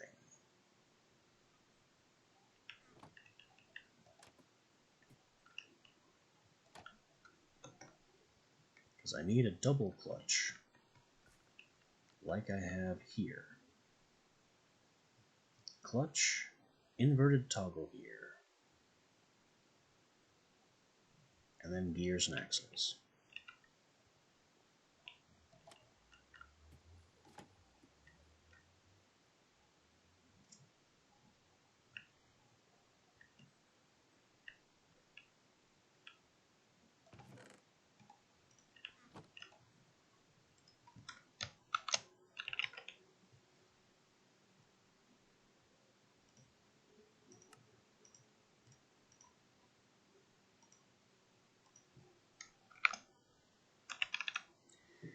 Inverted copper toggle gear.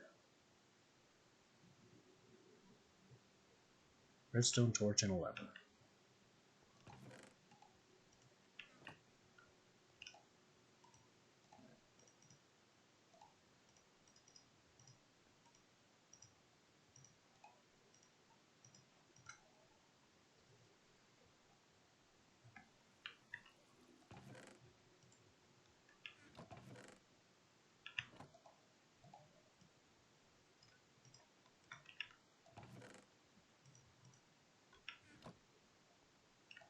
With that all arranged, let's finish this off.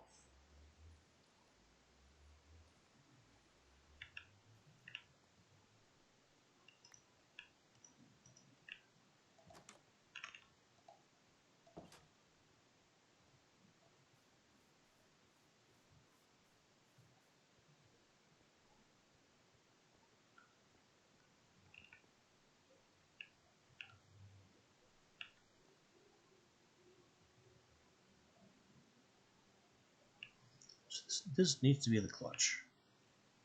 Pretty much no matter how you look at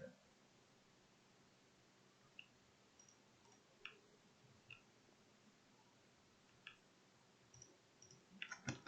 Okay, 3 gears here to transfer power from the toggle shaft to the centrifuge.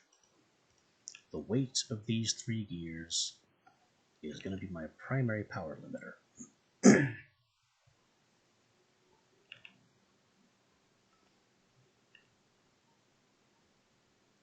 And I actually can't place this here yet. Because first I need to get some gears in.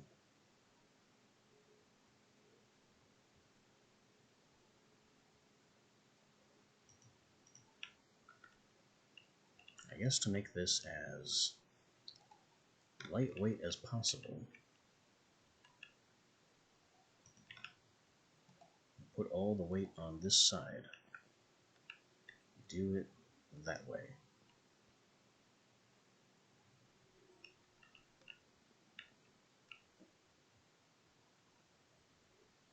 So the clutch should currently be off. I stress should.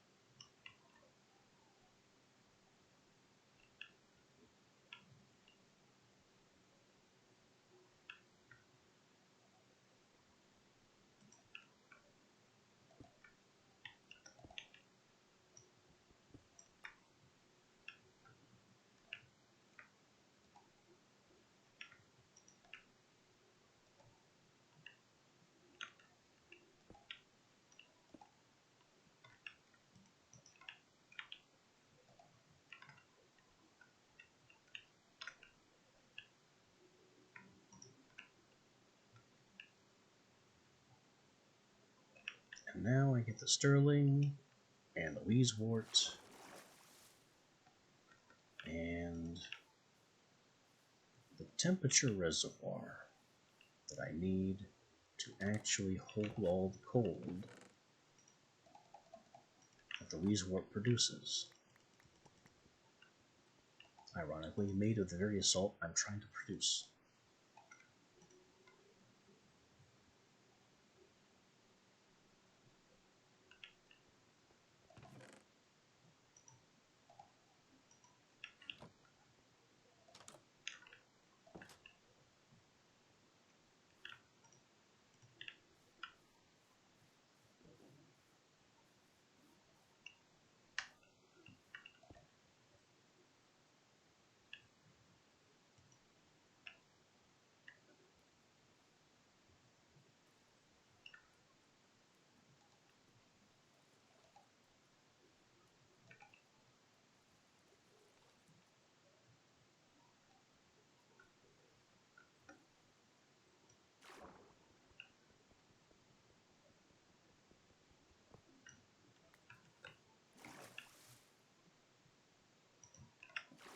Alright, we have our Sterling.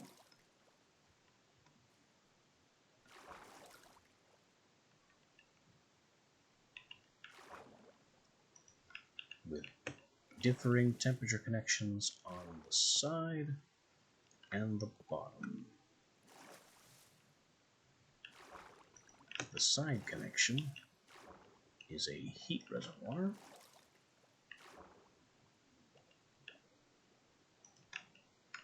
That is directly above a misplaced cobblestone block.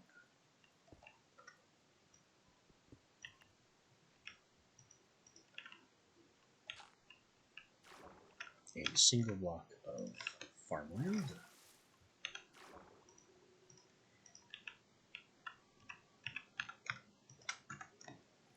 With our Weiswart on it.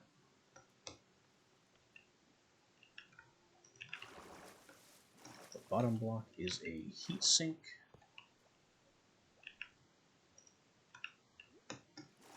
Venting the produced waste heat as the heat exchanger goes as quickly as possible.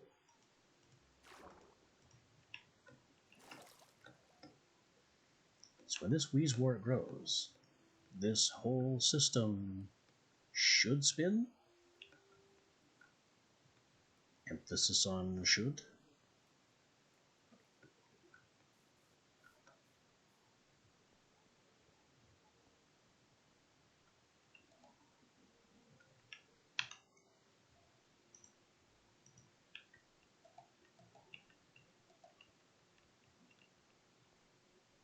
I could prime the centrifuge by preloading it with some water.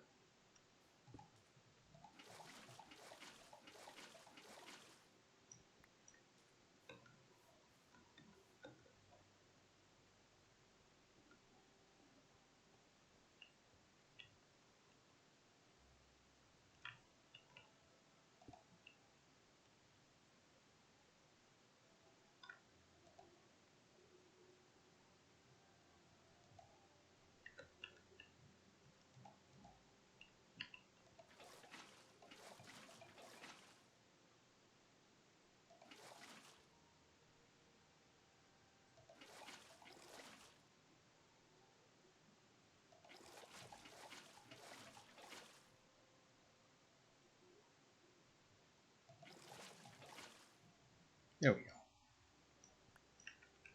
Preloaded with water.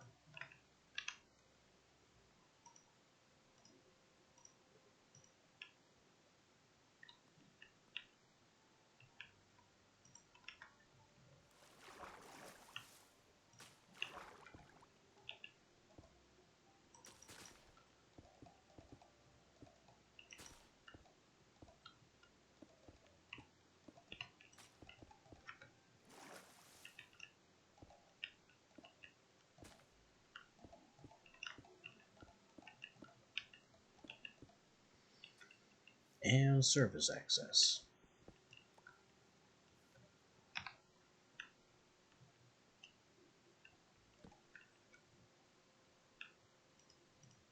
Can I bone meal this thing? This is suddenly a question.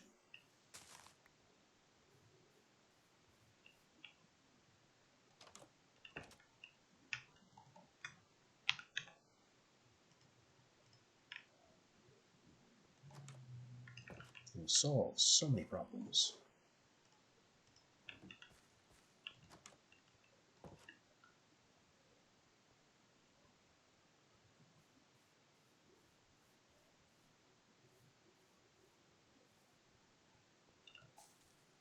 Yes.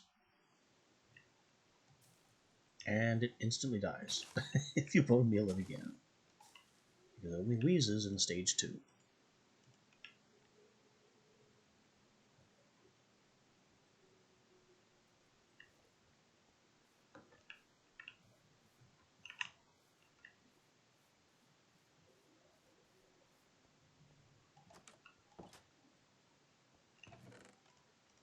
By walking away, I am trusting that altogether too much.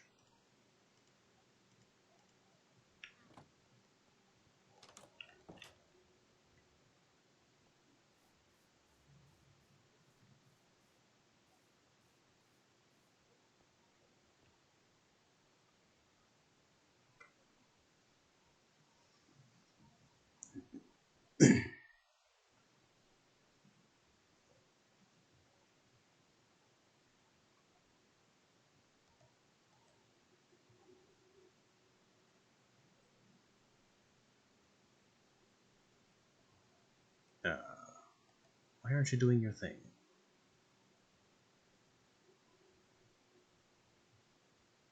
Does bone meal mean that it doesn't?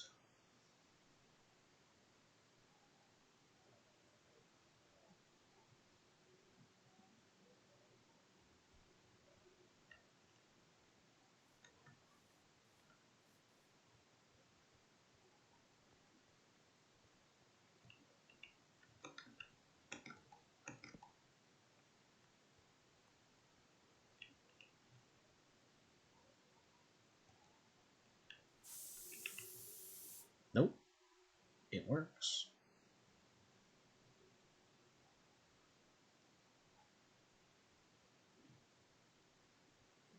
Absolute zero, venting heat. The spinning is spinning.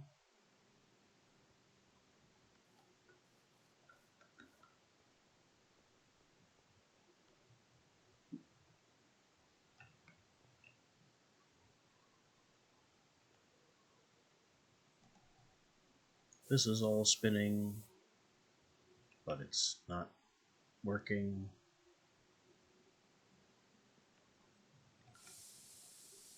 Presumably because it needs to be in the positive direction first.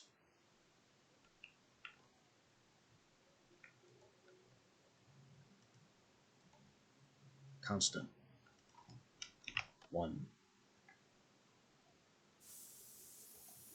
There.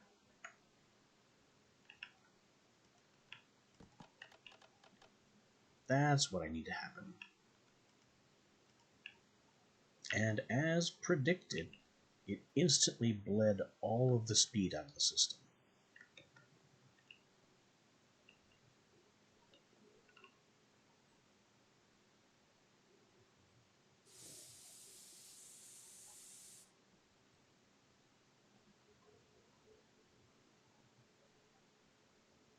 And now it's spinning the wrong way and doesn't want to work. Do I have a timer circuit?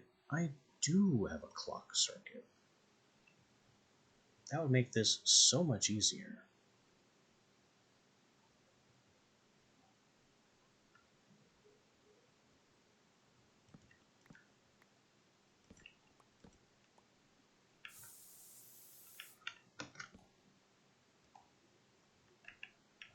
Of course there's insufficient evidence.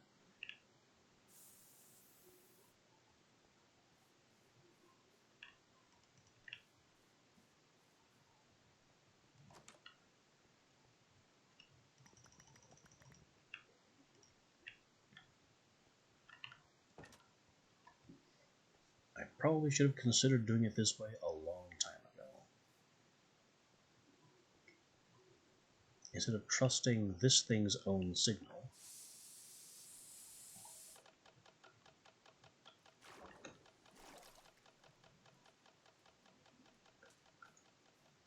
now I just need to slow that down a lot.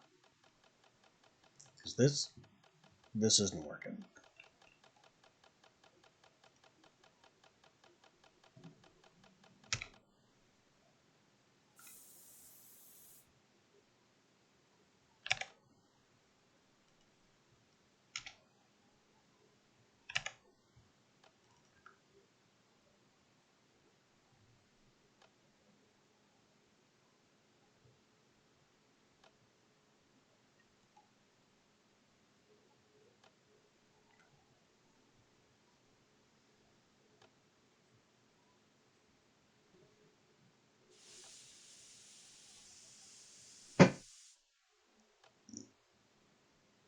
I could even slow it down a little more and be fine.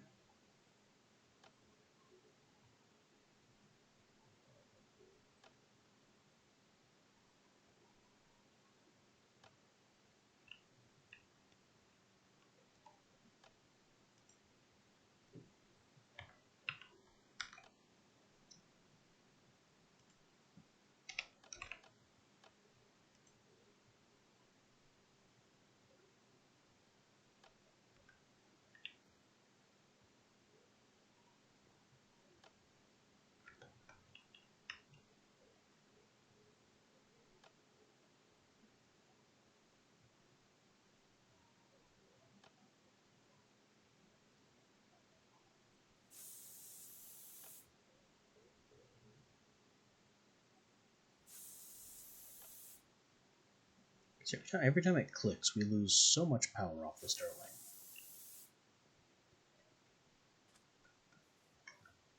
Which is the main headache of this device.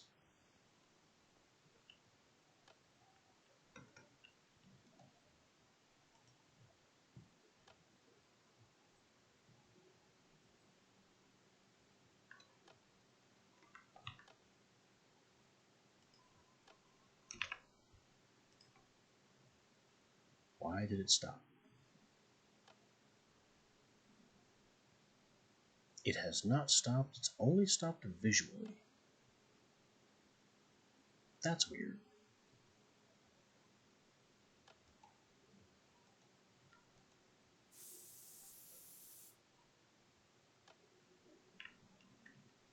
Everything is still rotating, I just can't see it rotating.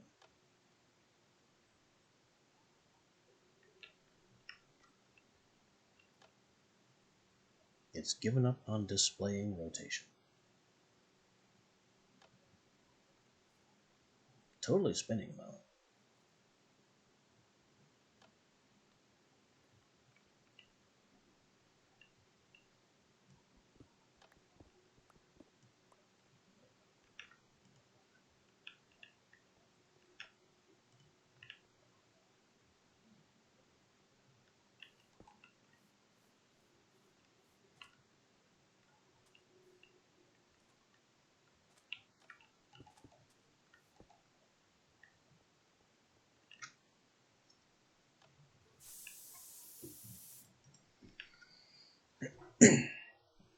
Alright, so as long as the Wheezewort can run, then we get unlimited salt.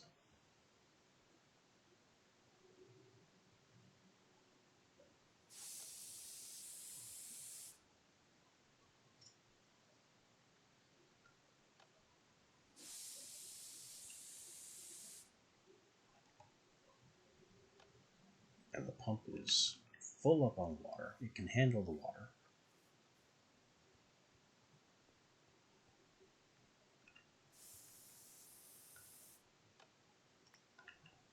We're just getting all of our salt.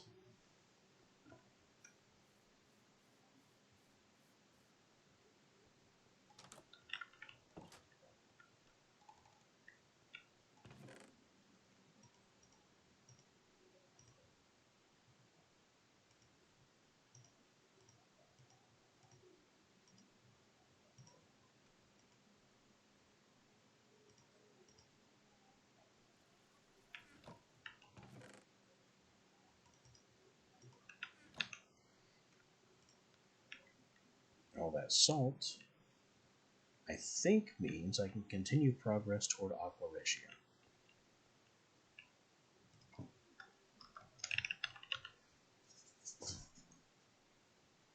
That would probably be a good idea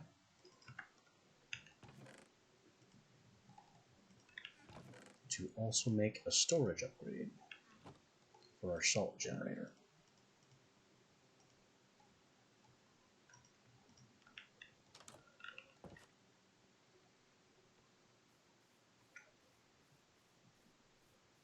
Because who knows, I may need more than 8 stacks of salt at a time.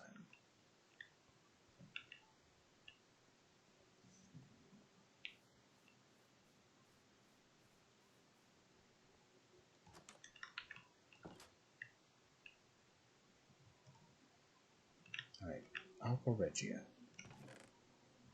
We have oil of vitriol and water.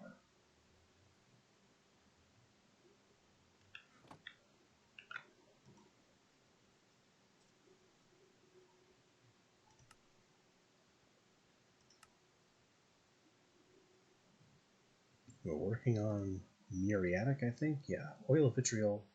There's the salt. Water must be present. And some heat must be involved.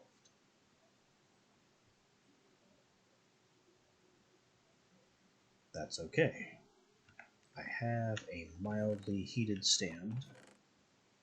That would be perfect for this.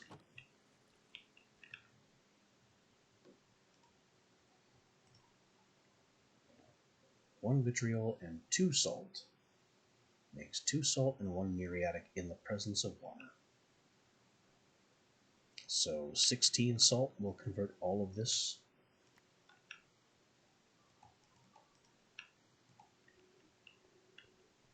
There you go. Have some salt.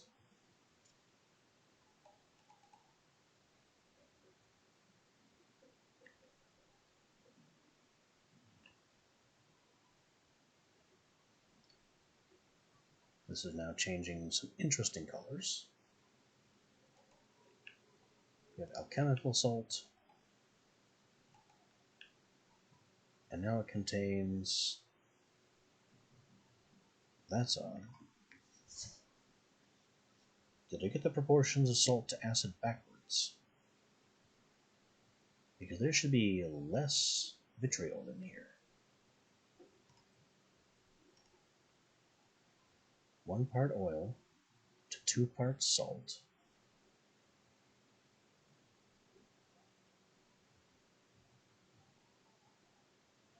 So I need twice as much salt as oil. I did get it backwards.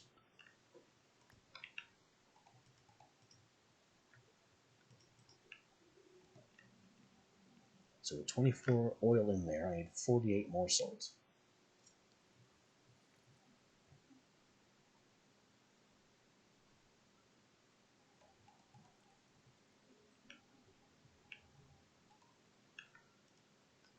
Now I have a stack of alchemical salt, 1 water, and 32 muriatic acid.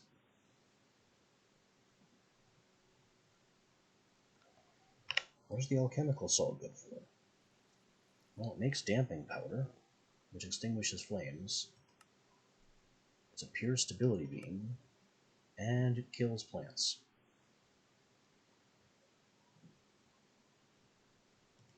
That's about it. Oh well, we have some now. Noted.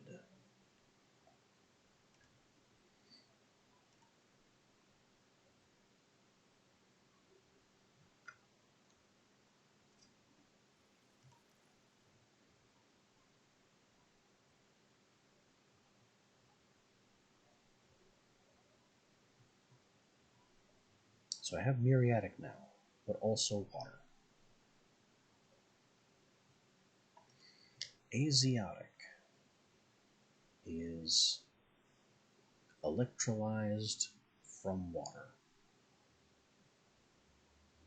So I need an electrolyzer. Electrolyzer, how do you do? You're going to be in the alchemy section. Allow reactions to occur in manual glassware. Acts like a more expensive glassware stand accepts forge energy.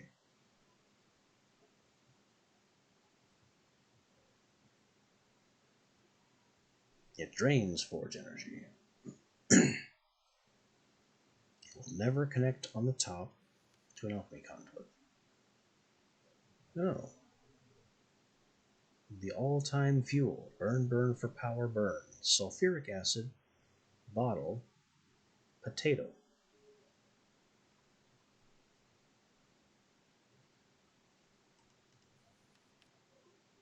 Do not drink much dissolved liver.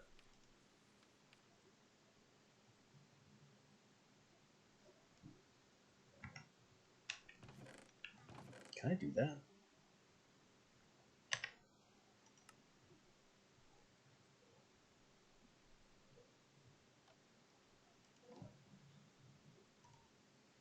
Where do I get sulfuric acid?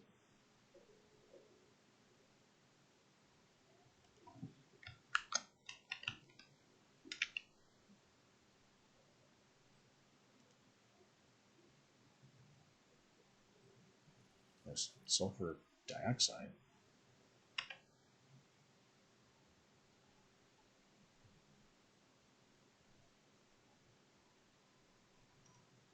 Is it just sulfur?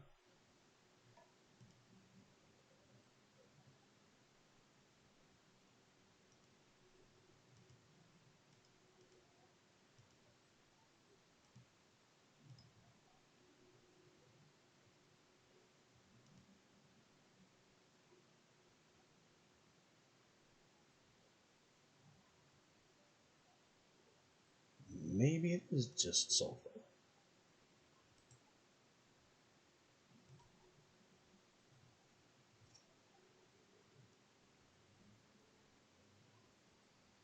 Sulfur, potato, bottle.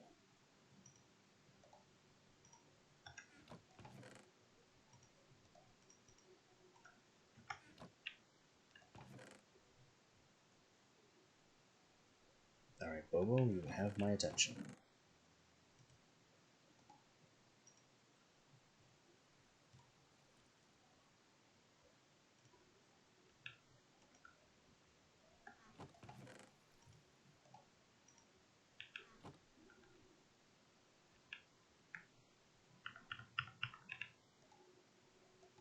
Fail.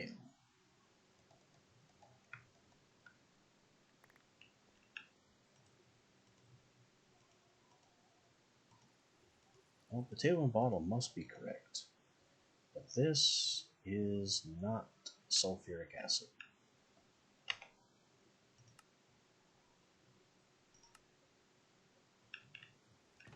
It's just sulfur.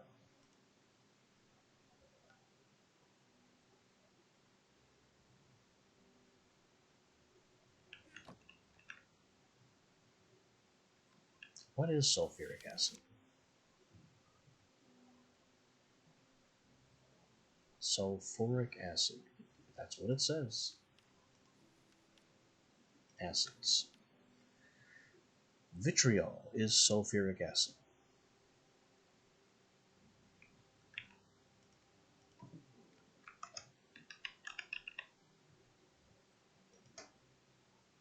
Yep, oil of vitriol has a solid ingredient.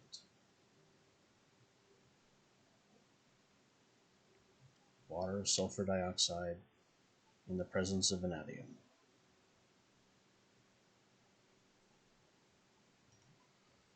Sulfur dioxide is heated sulfur.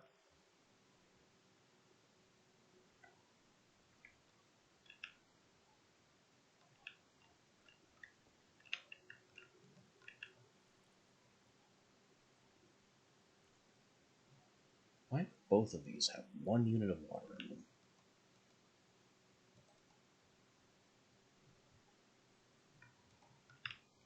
I don't think that 1 unit of water will matter.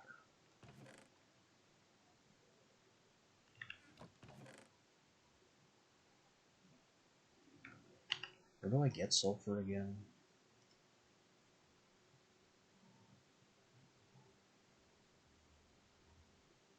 By having slag exist in the presence of water.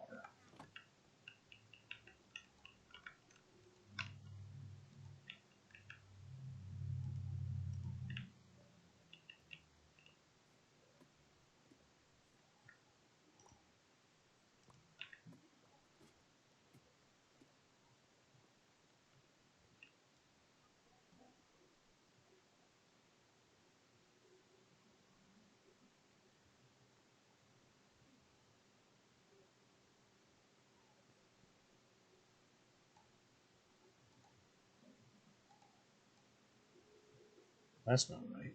There's definitely water in here. And it should be at the right... It's not going to be the right temperature. Because I hooked it up to this thing. So its temperature is now 100 and change. With water and slag.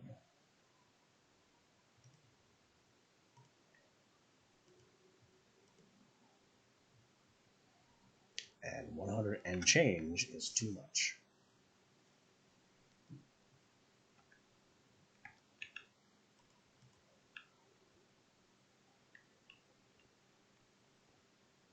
So I need a brew stand on a heatsink.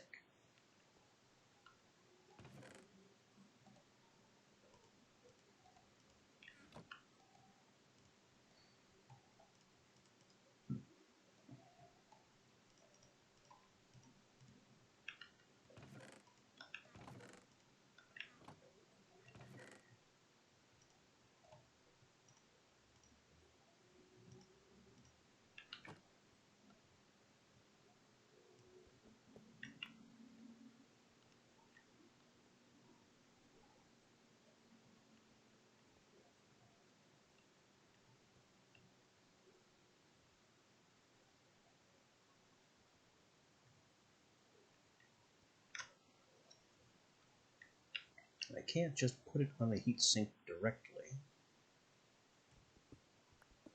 It needs an intermediary heat cable. And this brazier needs to move.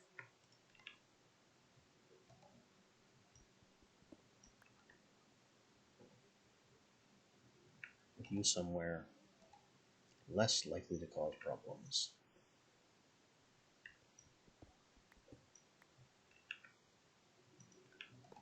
Heatsink, cable, glassware, bottle of slag.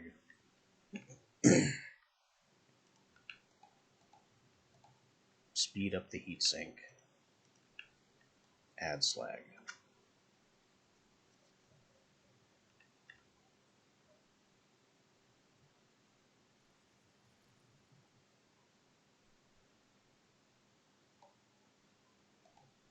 Now I have sulfur.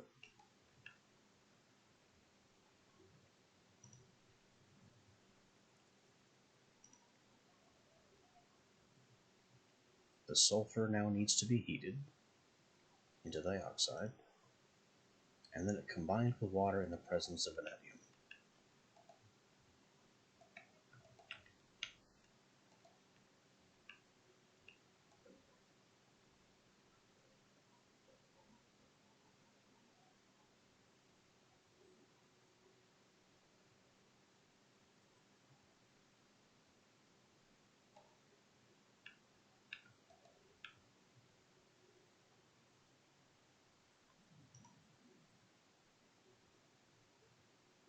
At these kinds of temperatures.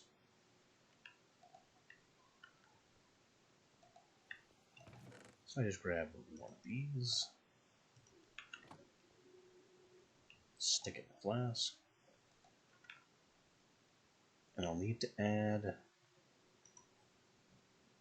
1 part to 1 part.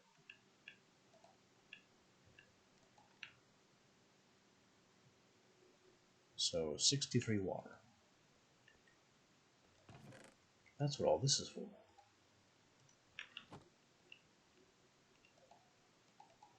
Is pack dice 1 unit? Basically, yes.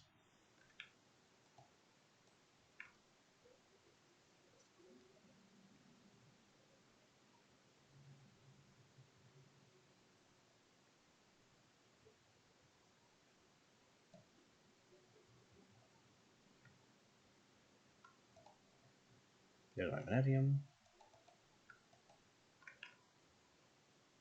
Unfortunately, our oil of vitriol is too hot. It needs to come down below 10C to make it a powder. And that's what this is for.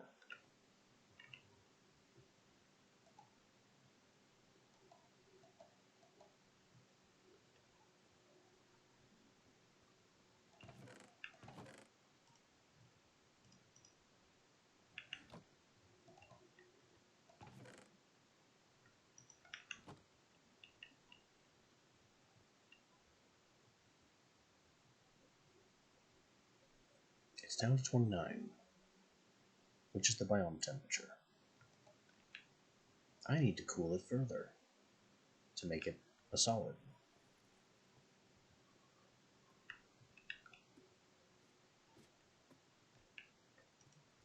I don't know where I think I'm going to cool it without a flask, without a glassware stand.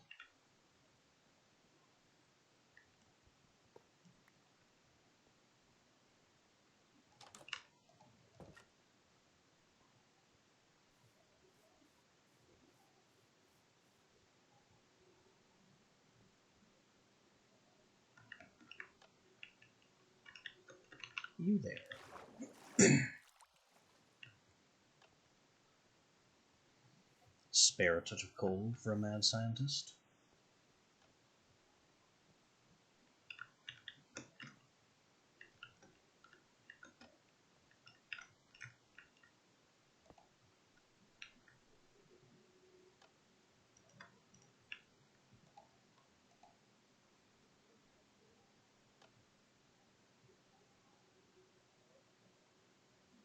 Oil of vitriol close to absolute zero. Here we go. Vitriol salt.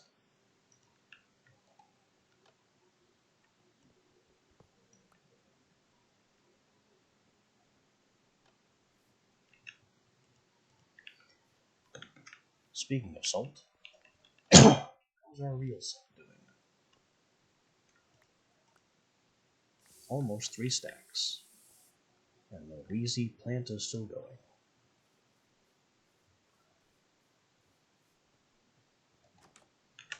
Salt generator, success.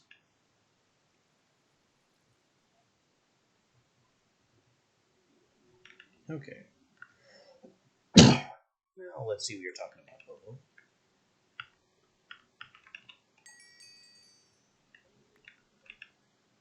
Moonshine vodka. Smelts 360. That's a fuel, all right. And it produces a pure energy beam. That would make way too much redstone. I don't think I'd be able to contain this beam.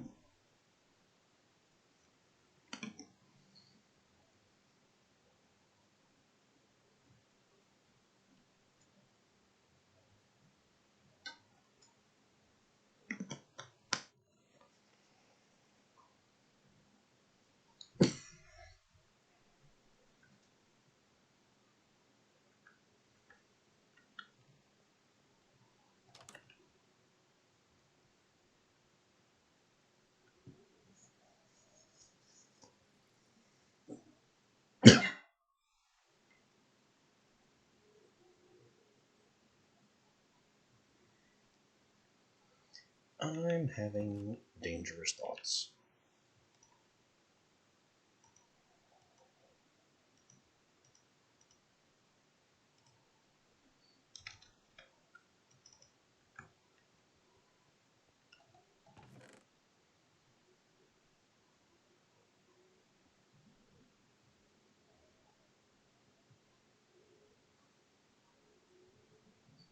That wouldn't really work the way I'm thinking of.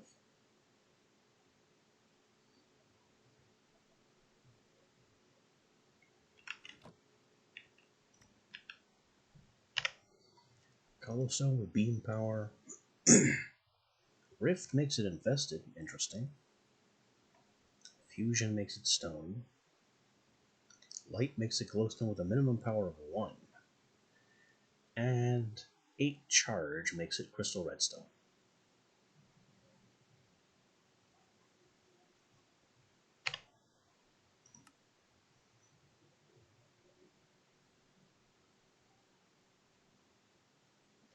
Disenchantment takes the gold out of blackstone. That's interesting.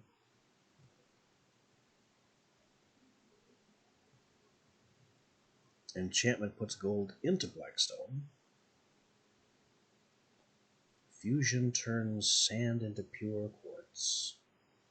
And gravel into prismarine. And prismarine into prismabricks. Fission unpolishes blackstone. Fusion repolishes it. Darkness turns sea lanterns into glass. Does that mean light turns glass into sea lanterns?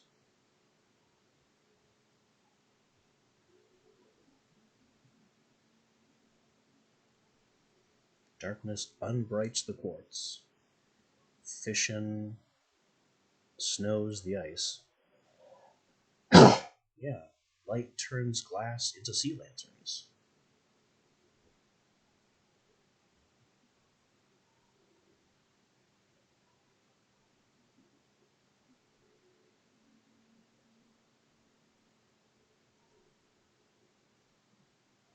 Isolation unwithers a skull.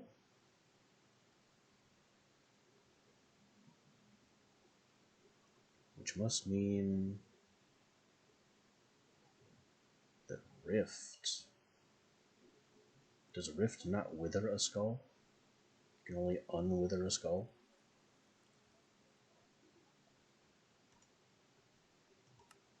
No, you can Rift to wither a skull.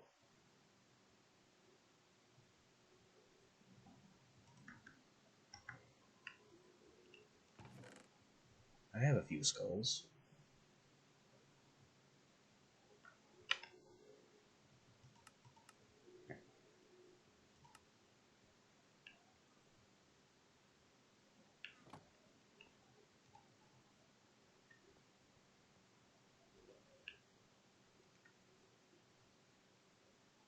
So if I burn this crazy thing in the beam generator over there, oh, but it's pure energy. It's not charge.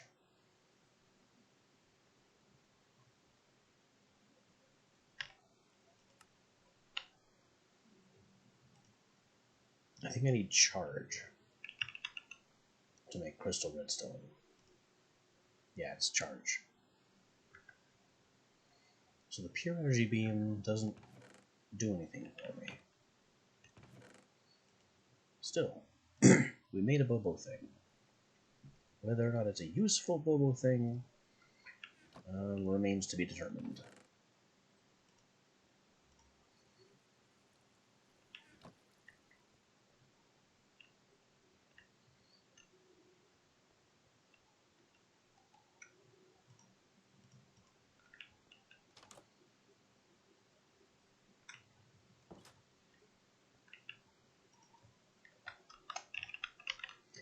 Anyway, back on the path to Aqua Regia.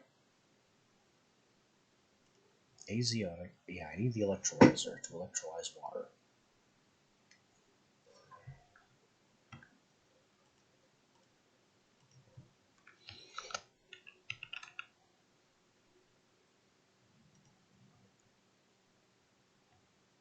It's not that expensive.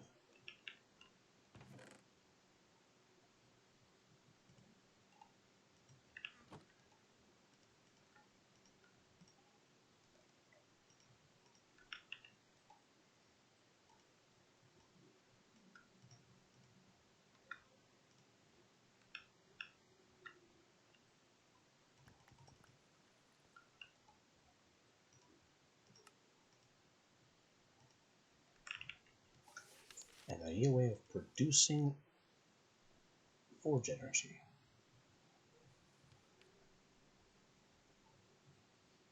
Which is not going to be the Voltus generator, because I don't think I can make Voltus yet.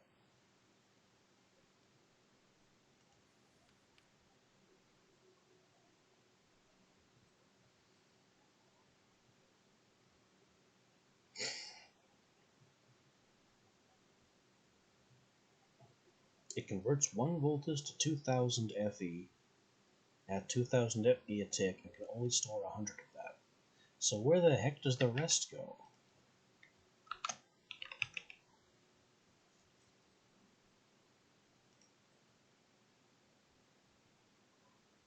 It's also made of alchemical crystals and Leyden jars.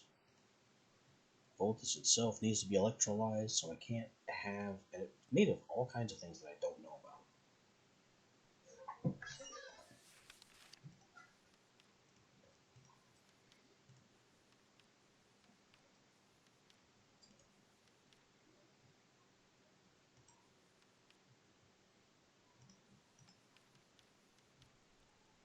Tesla coil.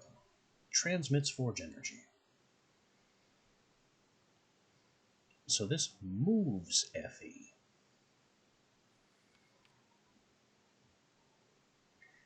Leyden jars and battery to increase its capacity. There it is, dynamo. Why is it in the fluid section? Anyway, I need to step away a minute. We'll be back to solve this issue momentarily.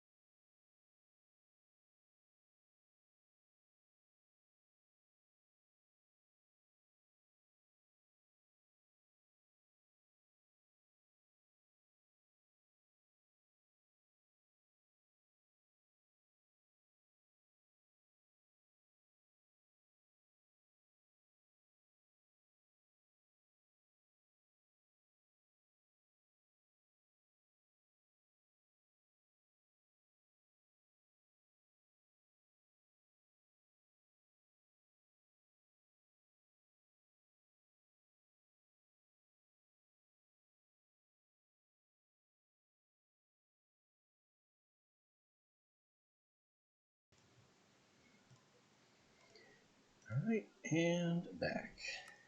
We produce rotary power again. Lodestone now. Well, I don't have this marker. I have left and right, but not center. Dynamo. It's all iron.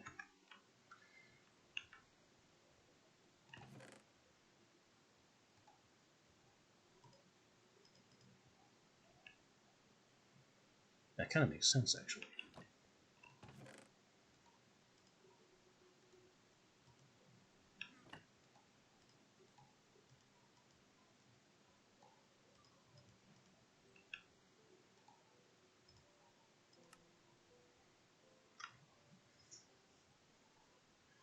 Produces 2 Fe per joule, consumes -20, I don't know what that means. Basically, you have to spin it and it produces electricity.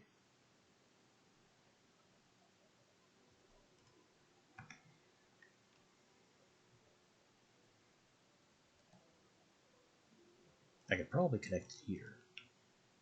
It might have enough spare torque in this system to make to make a little electricity.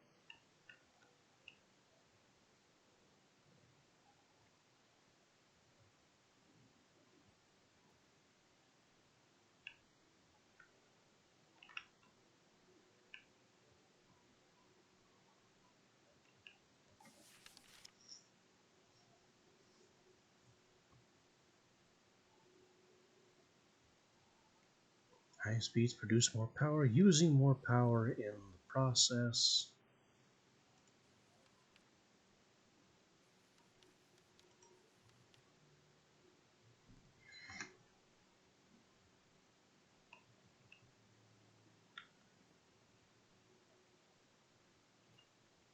Can I just like basically stick it here?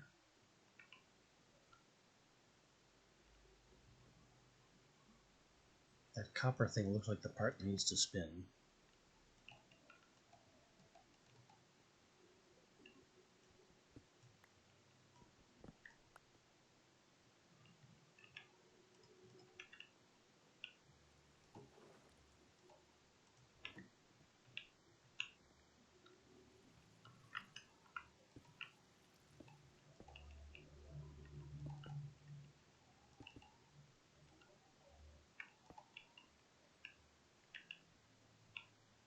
I definitely can't reach the chest from here.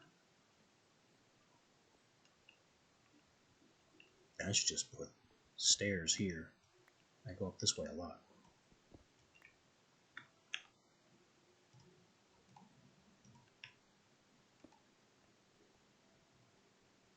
When I get this installed, it'll be even more.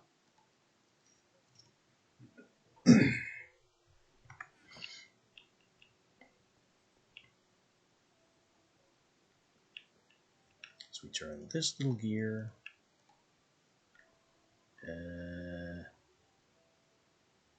Well, that doesn't seem to do anything. I must have it backwards.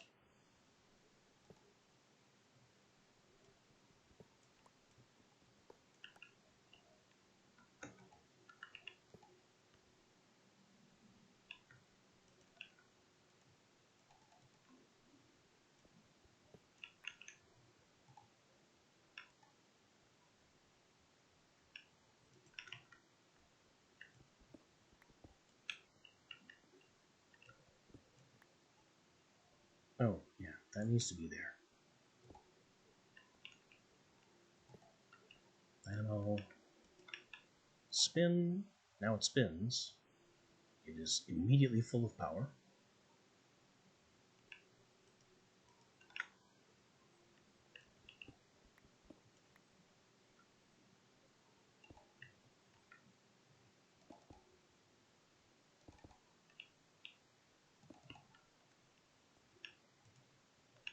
Hook up the electrolyzer, which is now being electric constantly.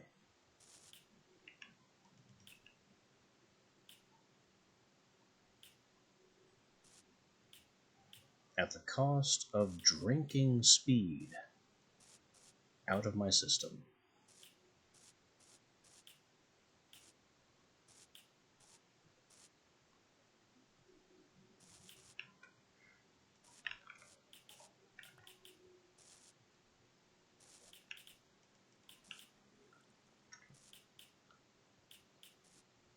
So,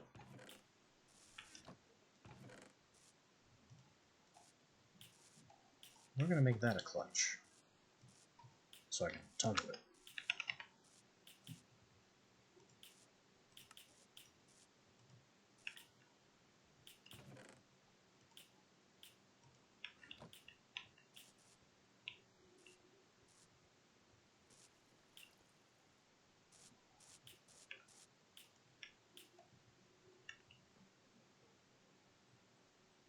There. You spin when I tell you to spin.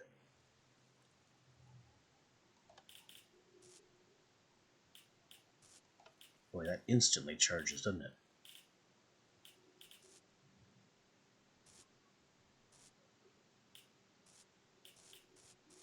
I can just make this a button.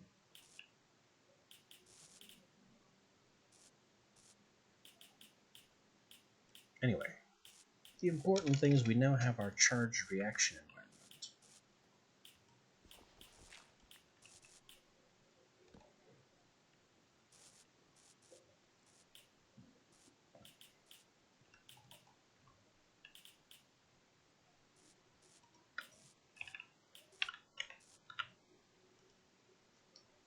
So I can get closer to azeotic, which requires electrolyzing water.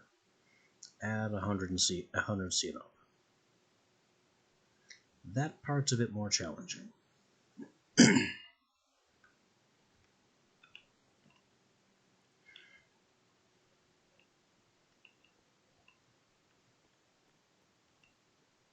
Because now it also needs a heat connection.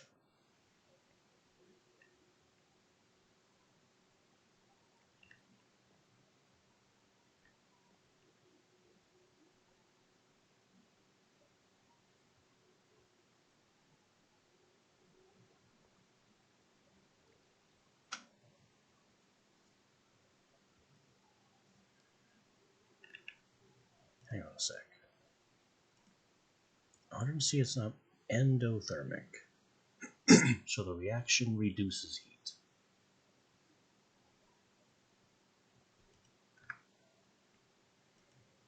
That's okay, I think I can make this work.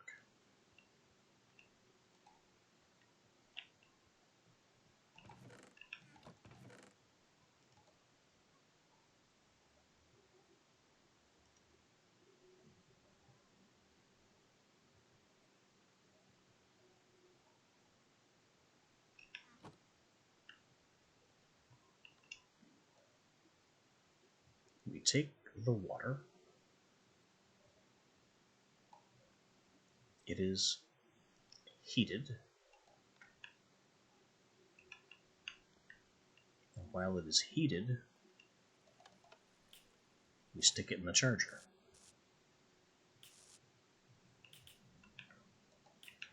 The act of things happening reduces the temperature, but apparently not all that much, because we just went straight to azeotic acid.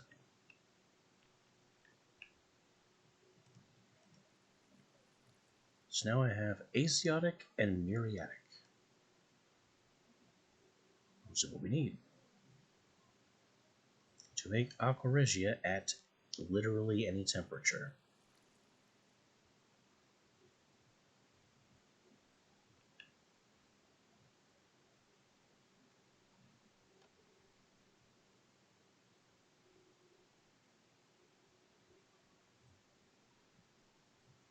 So none of these things, nothing about this process is potentially explosive. So I can take the water in this flask, heat it, and zap it into azeotic.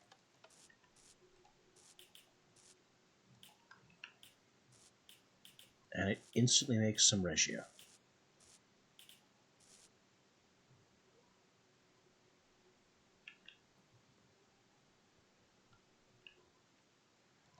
you in there. Pour this in.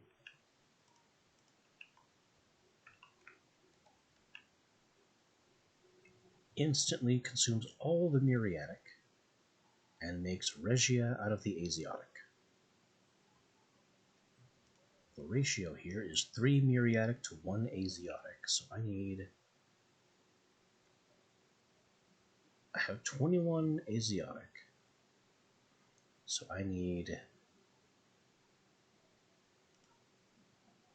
3 to 1.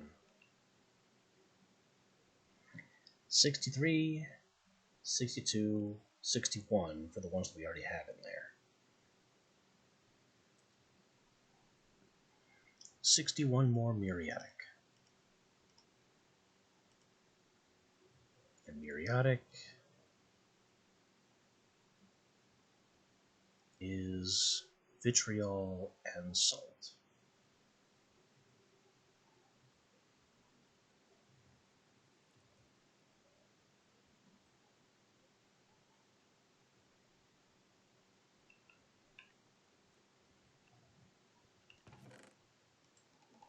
$61 vitriol.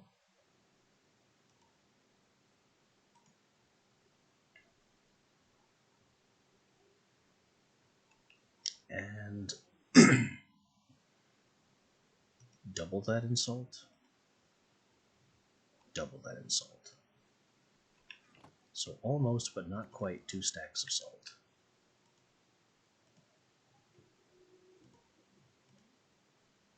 In the presence of 1 water.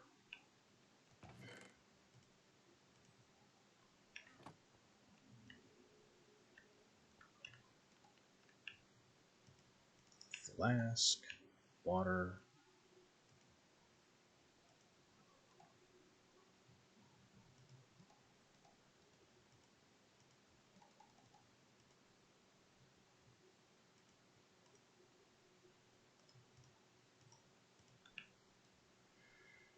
And we just stick all this in here.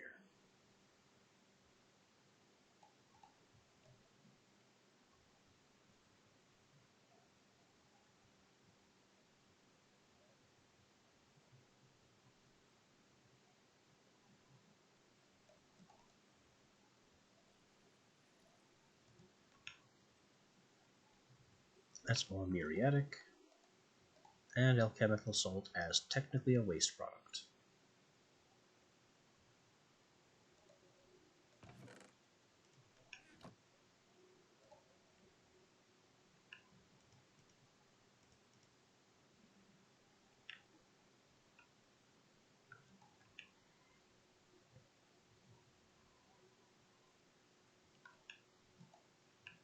Let's get the rest of the muriatic in there.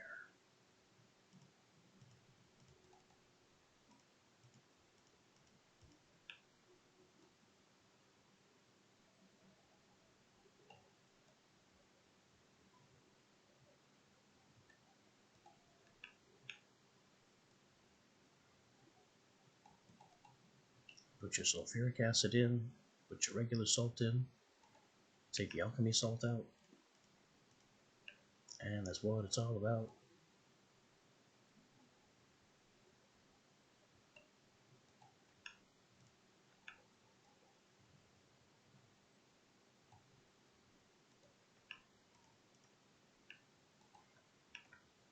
You do Bizarro alchemy and make a bunch of weird stuff.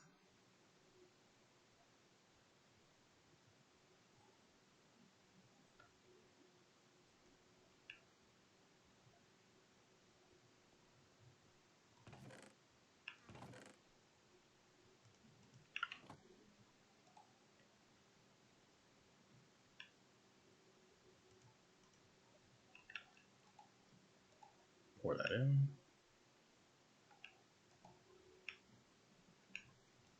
Didn't all fit.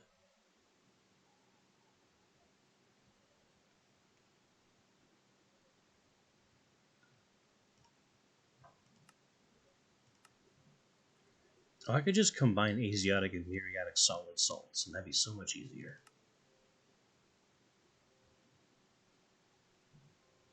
It melts at -40. So I'll have to bring the temperature way down.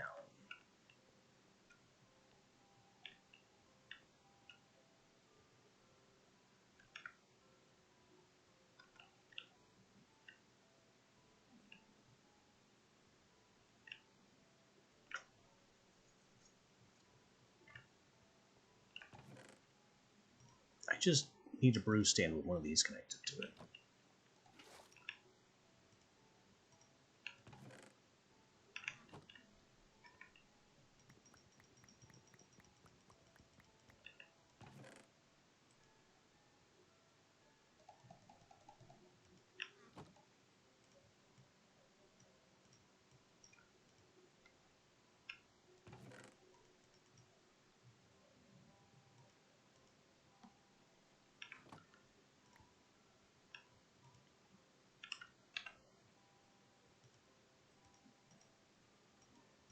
That's not going in my...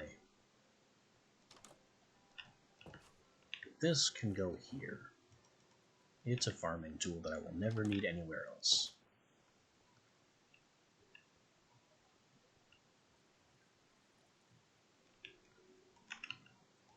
There's my room temperature stand.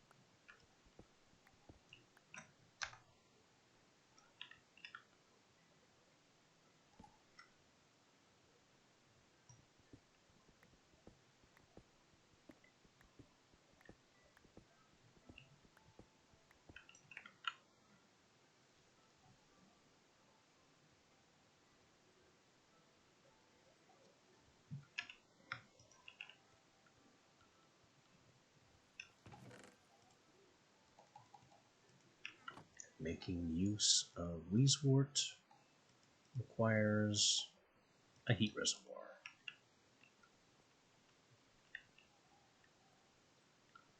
So I have a warm stand, a room temperature stand,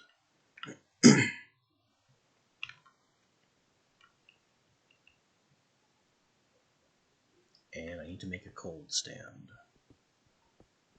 A really cold stand.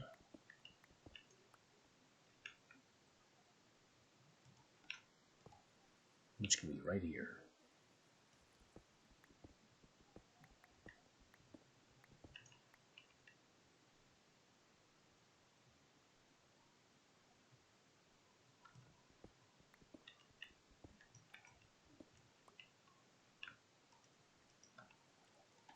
Water and dirt and tilled and Wheezewort and reservoir and heat cable, making it all possible.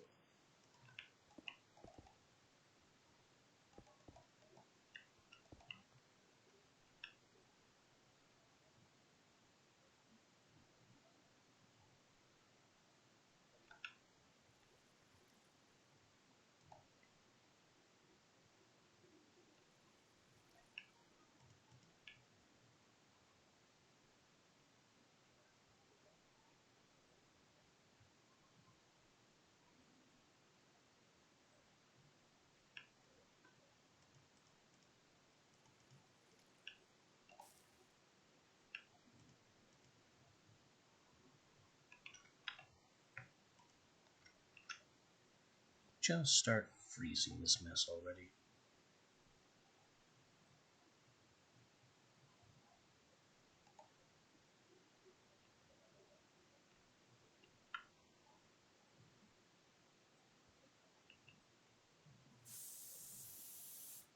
There it goes. Muriatic, Regia, Regia, the water, Asiatic.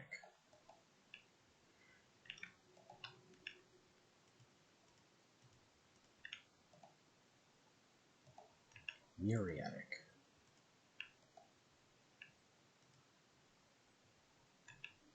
And it was Asiatic to Muriatic makes Regia. Both flasks empty. Simple as that.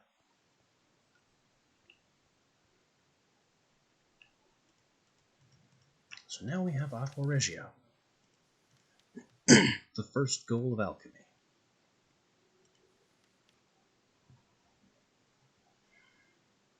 The 3 normal acids deal 8 damage and break metals. Aqua Regia breaks bedrock. 12 damage, breaks metal including gold. Breaks bedrock and drops it. Mix it with water to spread the effect.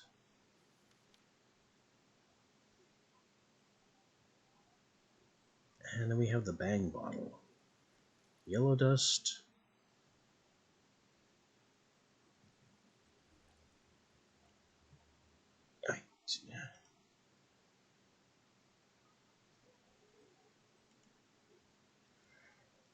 So this is the ones that I looked up.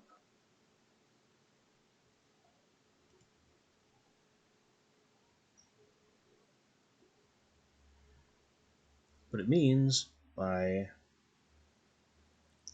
but E for shoppage is this is actually a buttle, but he missed the L and got a capital colon, or got a colon instead of an L.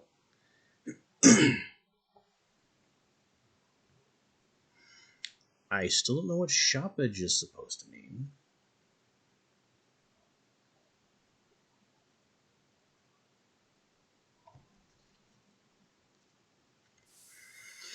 And the yellow dust is nitric acid.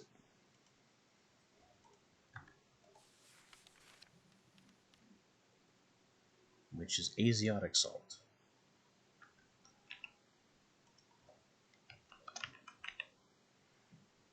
I guess that is yellow. That's very yellow.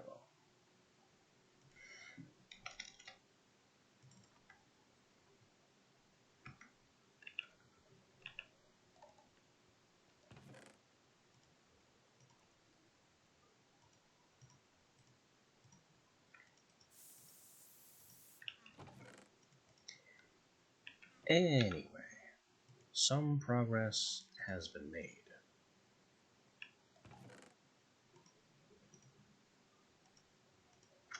And what I need now is to use some of this Regia salt to make anti-bedrock grenades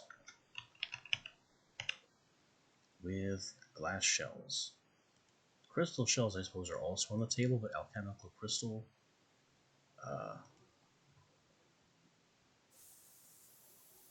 alchemical salt, and quicksilver. Quicksilver comes from cinnabar, or it can be philosopher's stone from iron. Also philosopher's stone, philosopher's stone, philosopher's stone, philosopher's. We don't have that.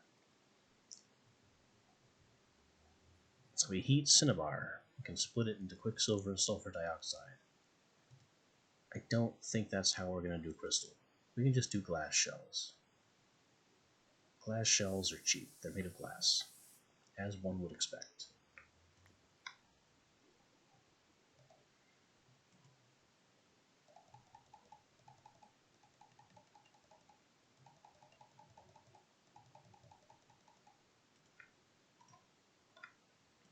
So we have our glass shells.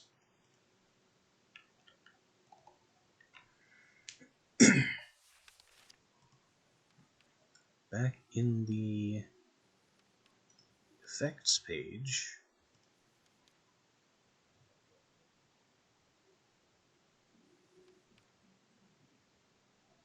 reagent effects. Pour a vial, throw a shell, pipe out a vent.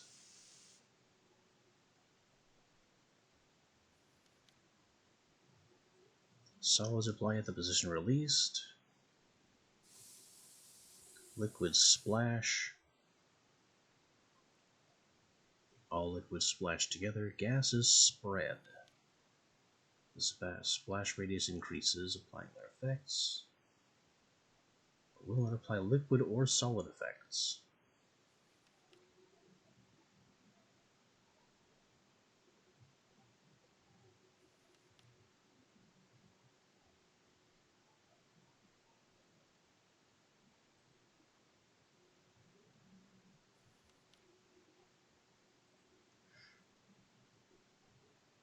and solids mix with liquids.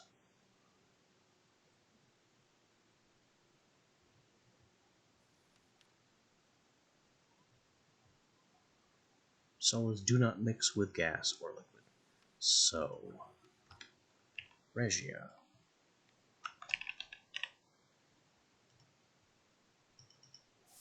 As a substance, boils at 200, so it becomes a Regia gas at 200.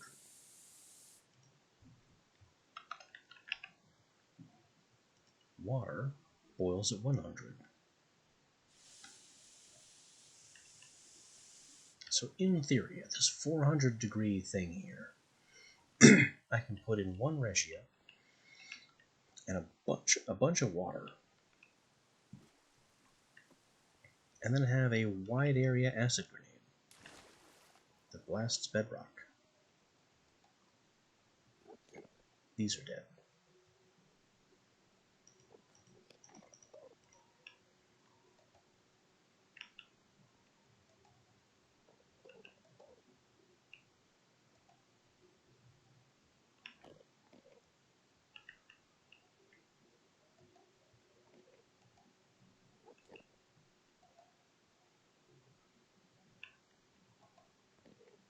It's cold enough that they shouldn't have died, but they died.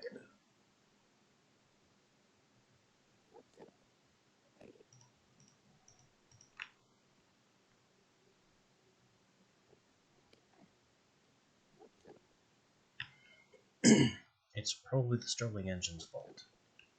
I don't have to connect the freezer to the Stirling anymore.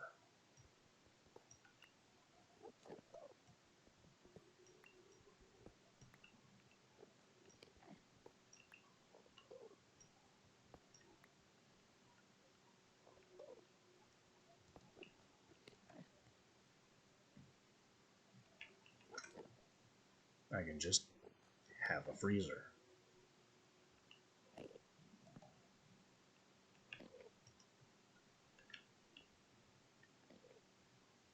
But anyway, we came here for ice.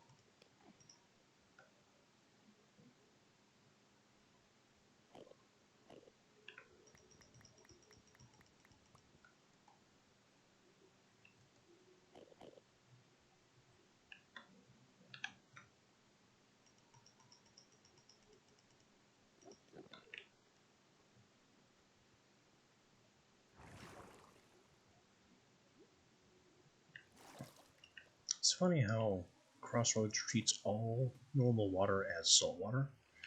But if you compress the saltwater ice, you suddenly get freshwater ice. We don't ask questions.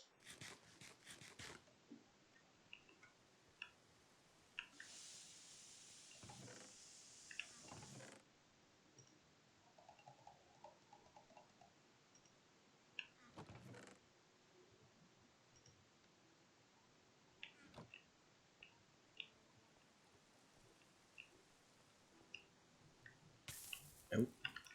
I don't know what I expected would happen.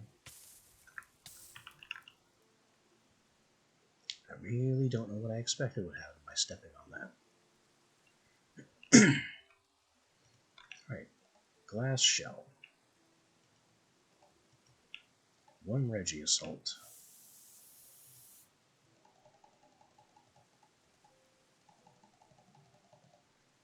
19 ice.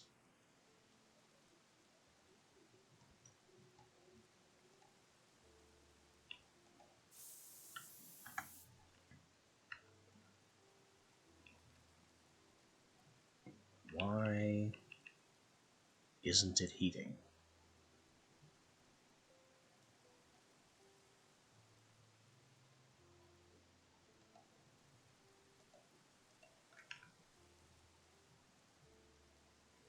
Why is it at a significantly negative temperature?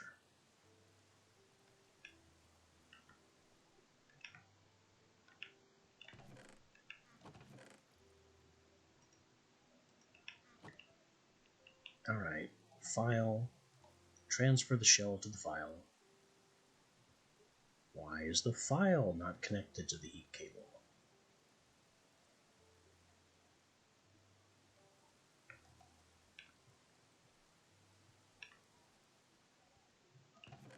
Do only flasks connect to the heat cables? Apparently so.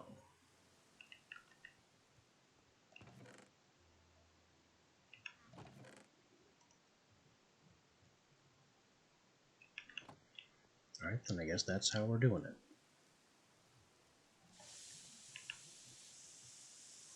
I have an Aqua Regia water grenade at 400 plus degrees. So that should be a Aqua Regia. That should be an... It should be a gaseous acid grenade.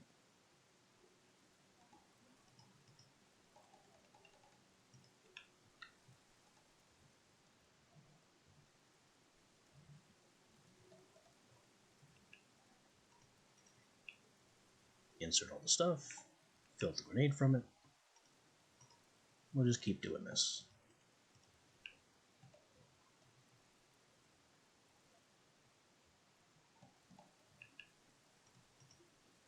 The question I'm having is, if I'm using these alchemical grenades to break bedrock, how am I supposed to collect the results?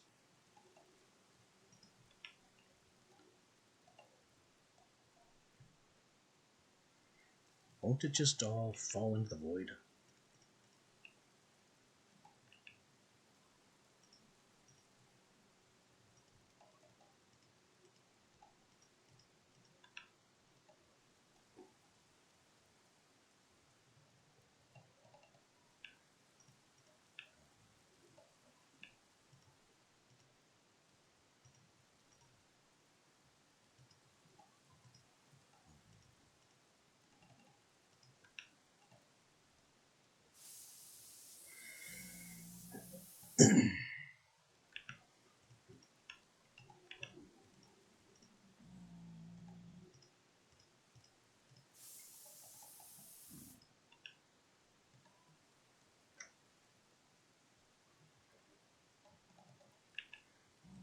At least we solved all the major issues and are able to make the grenades in question.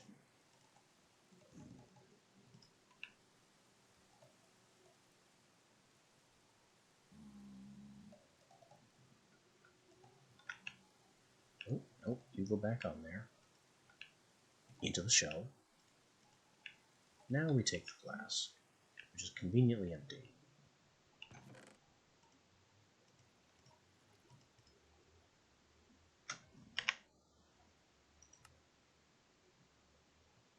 Water and bone meal makes fertilizer. I'll keep that in mind.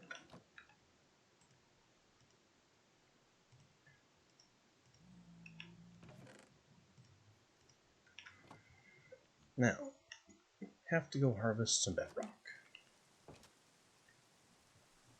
I guess. Somehow.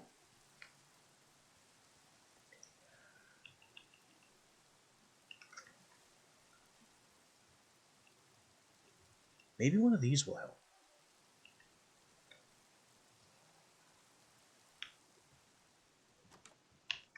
I could have it automatically vacuum up the bedrock stuff.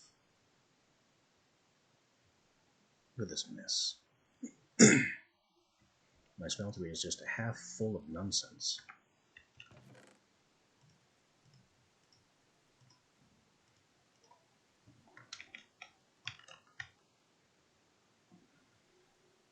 Or I could magnet upgrade.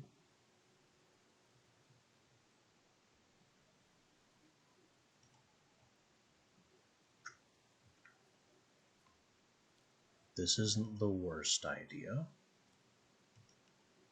It's not a great idea, but it solves the problem.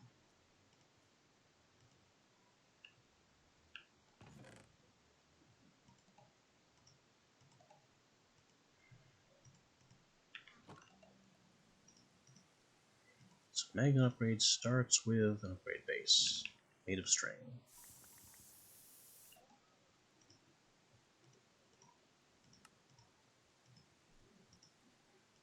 Then I have to make a pickup upgrade. More string, redstone, and a sticky piston.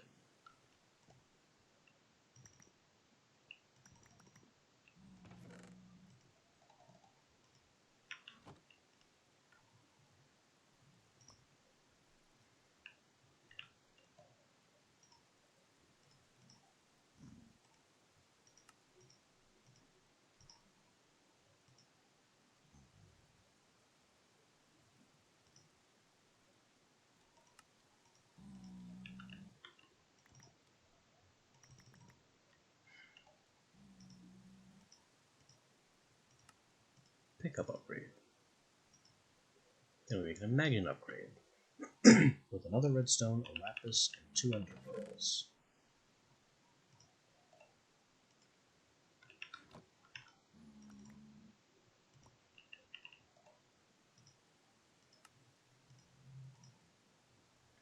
And the magnet upgrade can be upgraded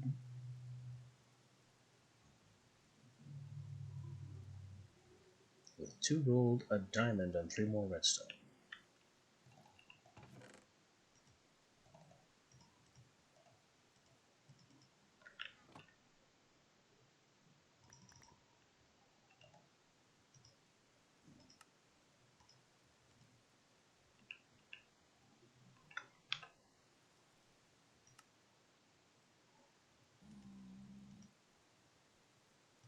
And I can toggle it on and off. Perfect. Pick up items, pick up experience. You can give it a block list. You can pick up only what you already have. You can give it a white list. Perfect. It is everything I could possibly want.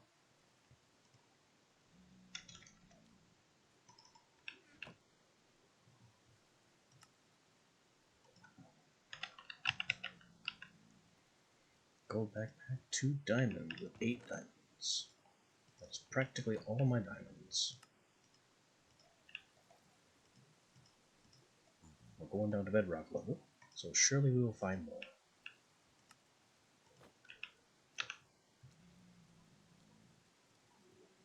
Whoa. It got deeper and wider.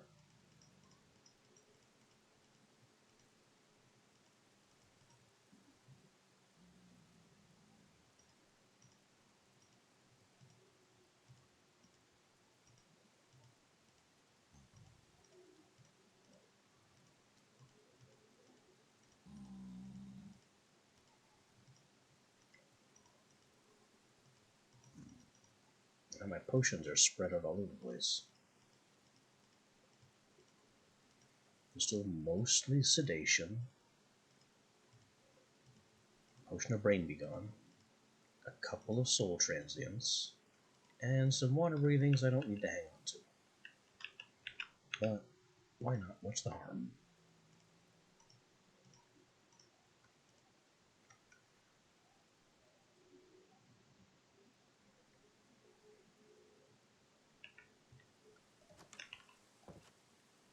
Okay.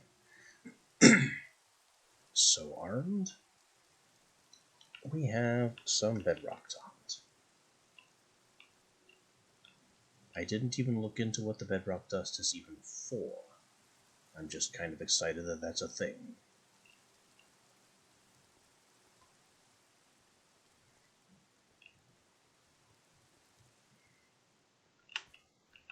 So, return to the mine shaft, where I haven't been in an embarrassingly long time.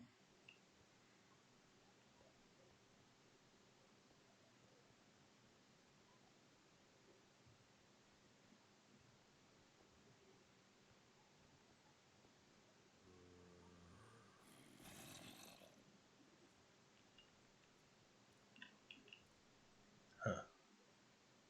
I guess those noises are just kind of they're making stuff up on us.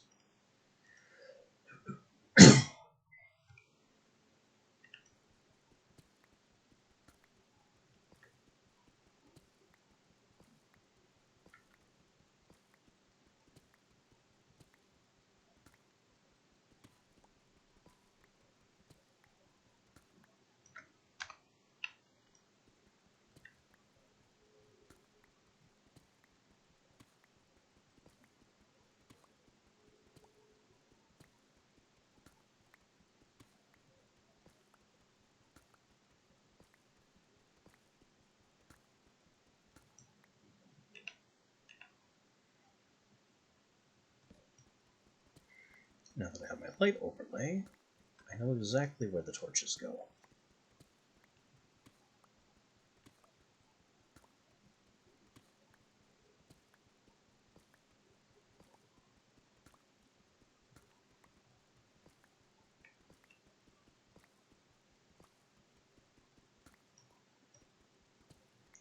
As always, we dig the shaft 5 blocks tall, so I have room to place the stairs, and torches go on the first block where the X turns red. 1 block below ceiling level.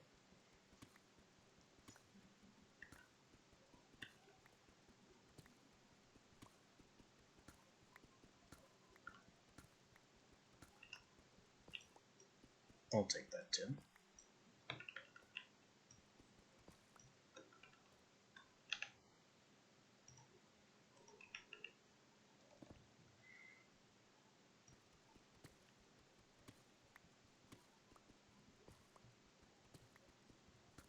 Now, the slight flaw in backpack magnet being on means that everything I mine is going straight to backpack, instead of to my hotbar or hands. That's okay though, I can turn it off. In fact, let me amass some of this.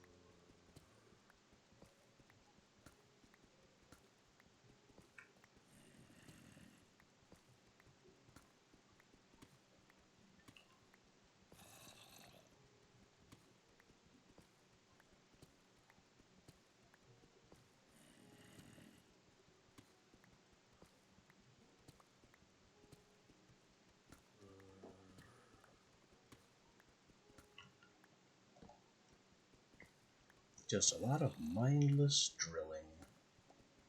It's almost meditative in a way.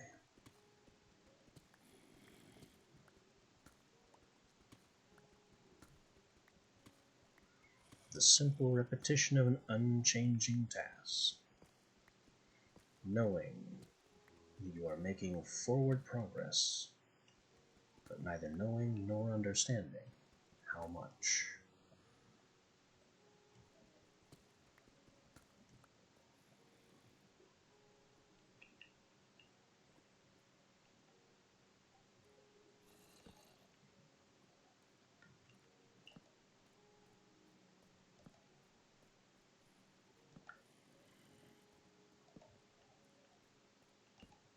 It seems I've broken into a mine shaft.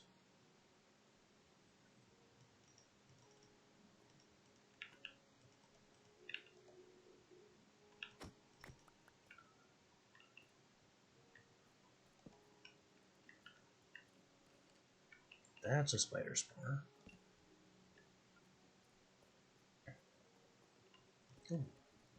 I'll take that.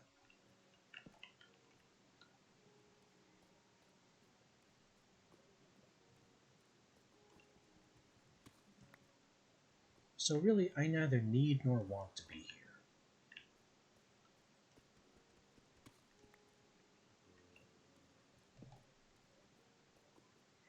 The random stuff I'm finding is an interesting bonus, but our goal remains straight down. Or down at an angle, more accurately.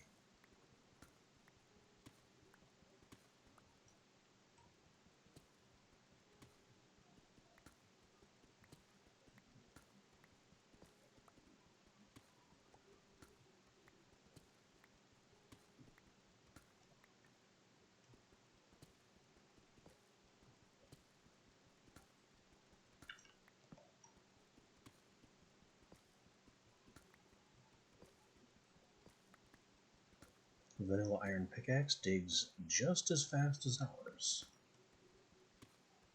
And this gives the Queen Slime's slime coating a little time to recover.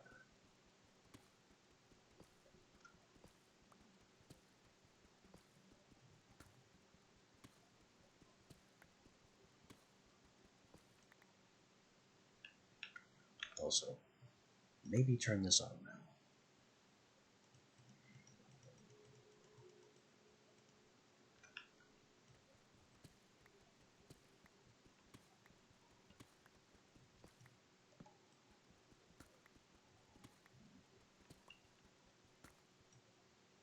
We've reached the bedrock.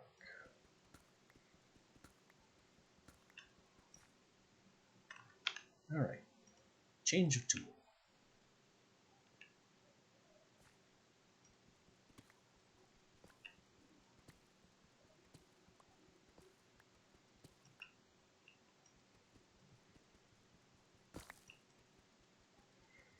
I want to bash out a work area that I'm not going to just walk straight into.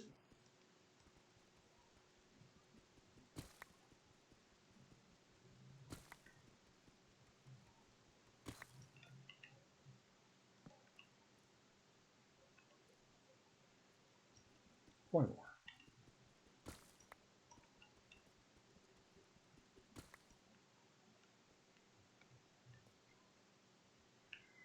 And here is where we will begin to throw our acids.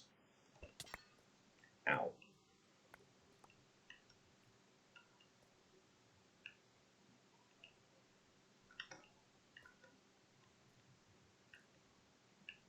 Well, it got the bedrock. I got all of this. And in exchange, I took a hit. It didn't break the deep slate, which is interesting. I expected it fully to crack the deep slate. It also splashed much bigger than I was expecting.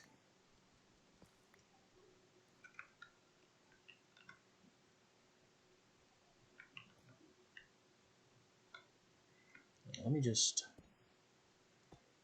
block up the void. Because ending up in there is not on my to-do list.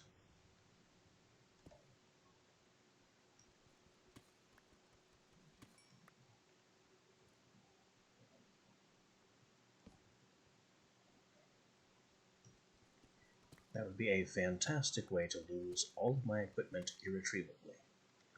And basically end the run.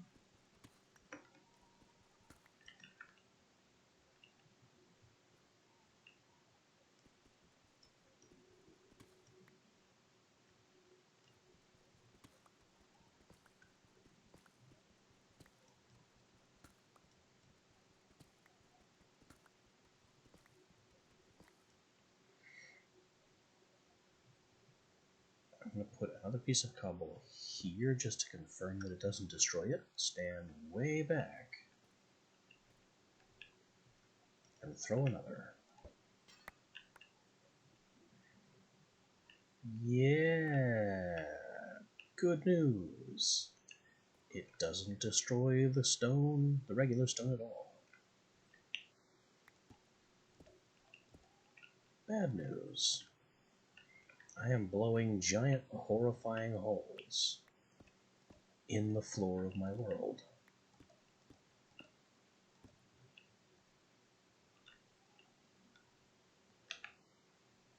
Good news. A stack and a half of bedrock dust. Questionable news? I don't know how valuable it is. Seriously, I'm still in the dark as to why I want this stuff.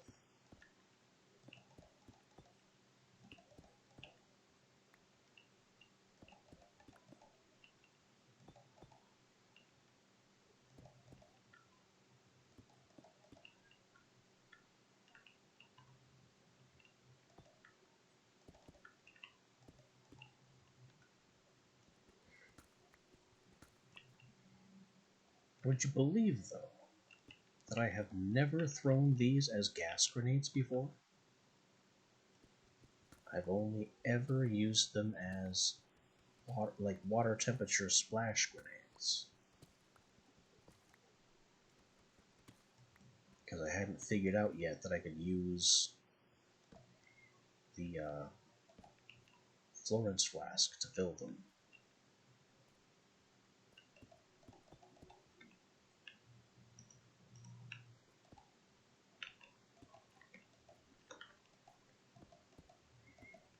Alright, well, this has been incredible. I've opened up holes into the void that are absolutely terrifying. I guess I don't need the next 6 of these things.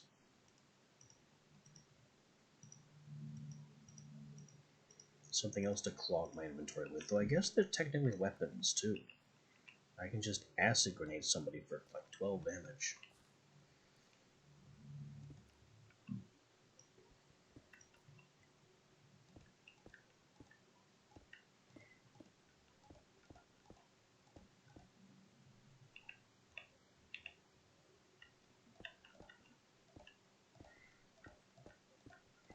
But once again, got what I came for.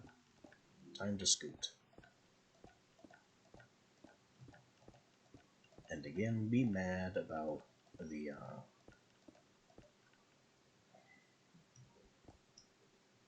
fact that the pocket,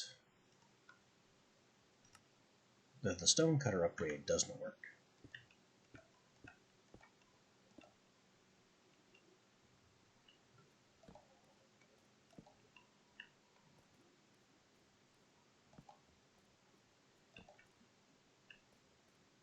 I guess I could give it another look, now that I've upgraded my backpack to diamond. Maybe that changes things. I have no reason to believe it could, but with all the upgrade slots I have on this backpack, there's no reason not to try.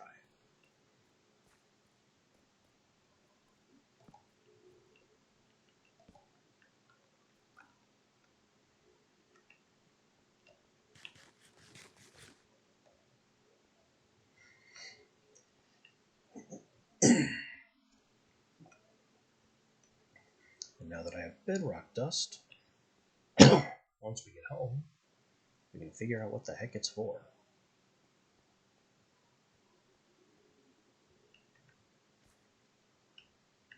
Probably more alchemy, if I had to guess.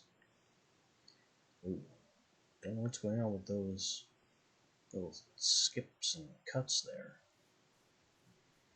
My frame rate, where is it going?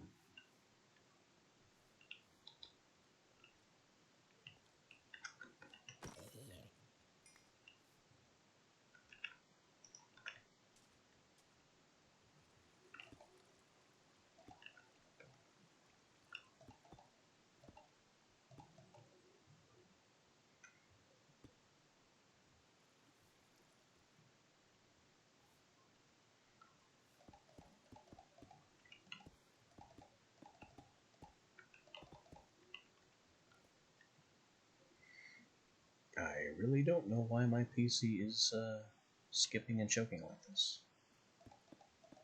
But I had planned to shut down fairly soon anyway.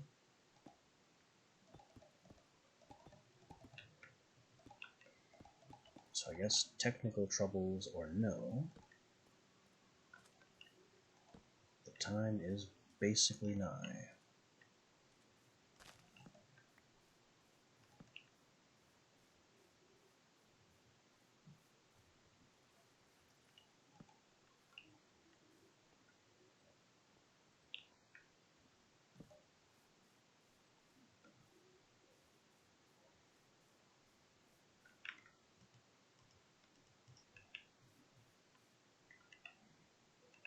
Infinite salt generator has died.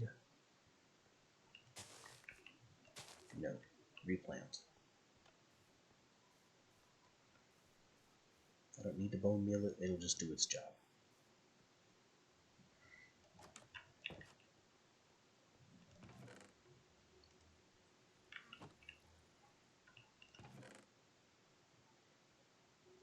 Stonecutter upgrade.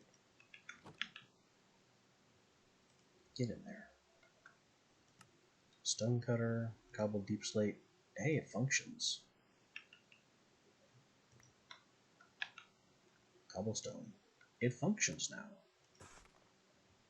Why did it not work previously?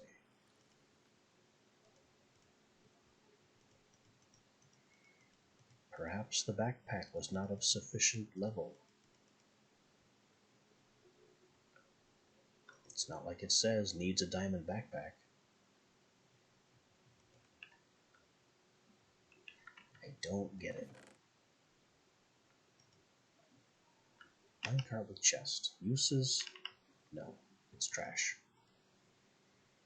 Extra seeds of things I have seeds for already. Just pack away everything that can be packed.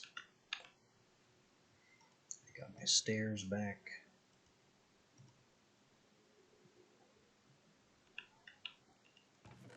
Zombie head, which is apparently iron for some reason. We don't ask questions. I have this pickaxe, which is also free iron. I want to be able to take the chest out of the minecart, but you can't. I could totally salvage that iron.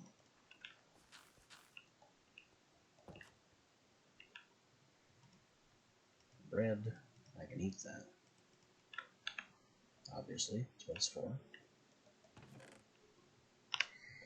Zombie heads, apart from making a zombie skull, which I don't want to do, are just iron. They have no other function. Though I guess if I had a zombie farm and a melting tool, like a zombie spawner, I could get infinite iron that way. Not just from their heads, but from attacking them with a melting weapon. This has terrifying implications.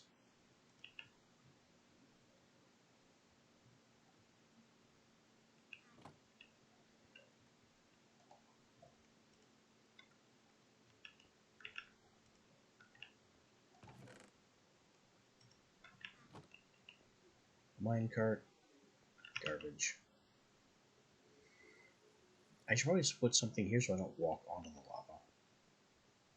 That's going to be one of these, and this is convenient. There. Now I can't step onto the lava thing. Like a dummy. And final thing of the day. Now that the lag has apparently gone away. Oh, whoops. I didn't realize this lever was on. So, an unknown amount of iron just went straight in here.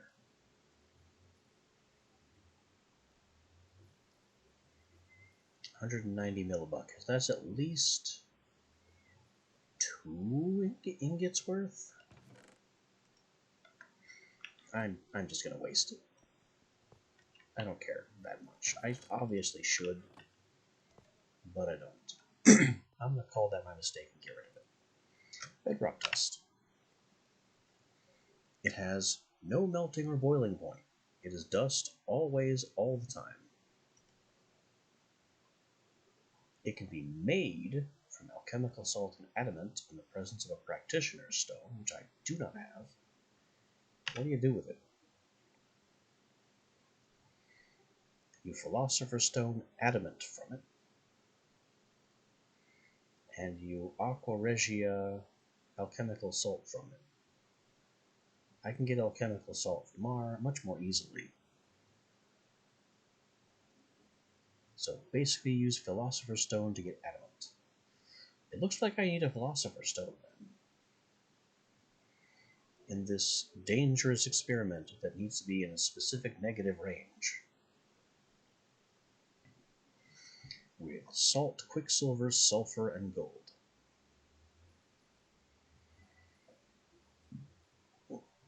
One part each.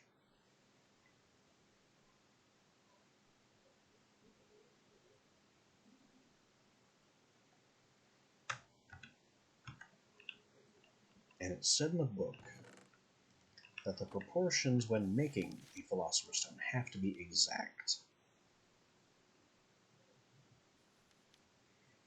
Philosopher's stone is used to make phlogiston, aether, and adamant, which are three very important reagents which many features are locked behind. The Philosopher's Stone, Phlostogen, and Aether need to be contained in crystal glassware. They will destroy glass. Before making the stone, make sure you're doing the reaction in crystal glassware. The Practitioner's Stone is used to make second-tier special elemental reagents, like Voltus, that I couldn't make yet. All of these must also be contained in crystal, along with the stone itself. The reactions to make these reagents are not in JEI because they are not normal. To make an elemental reagent, there must be a Practitioner's Stone, the glassware must be charged, and Phlostogen, Aether, and Adamant must be present in the right proportions. The correct proportion is not fixed, unlike a normal reaction. Each element is assigned with a beam alignment. Phlostogen is energy, Aether is potential, Adamant is stability. Combine the three in a ratio that would make the beam alignment. So we're doing color math again.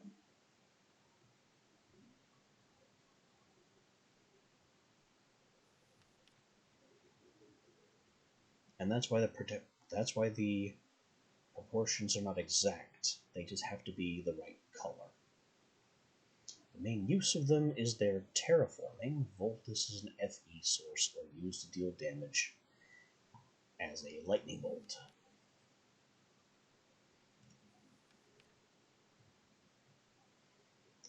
Philosopher's Stone destroys glass, do the thing. Where did it say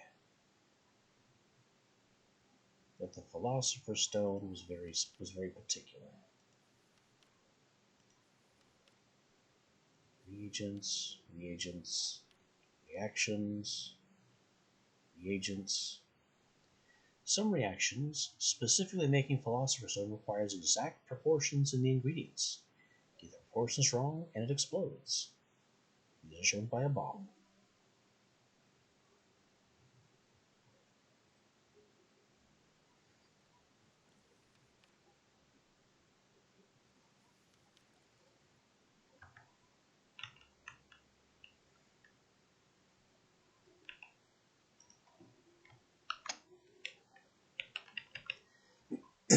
So in order to make Philosopher's Stone, I will need a crystal flask.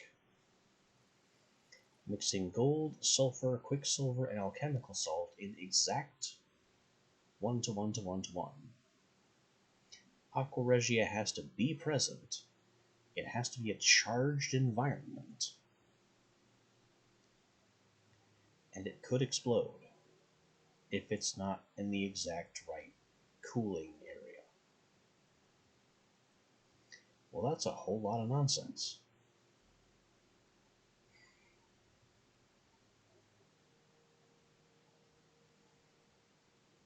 I still don't have quicksilver, which is made from heating redstone. It's the only way I can get it now. It is otherwise Philosopher's Stone only.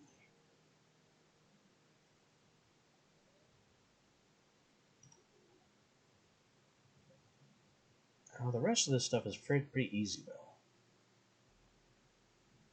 You can apparently make gold from Aqua Regia and quicksilver in the presence of the Practitioner's Stone, but mostly gold is just gold and has a very high melting and a higher still boiling temperature. Gaseous gold sounds like a bad idea. In fact, 3000 C boiling, I don't know how to do that because my best insulated heat cables melt at 3000.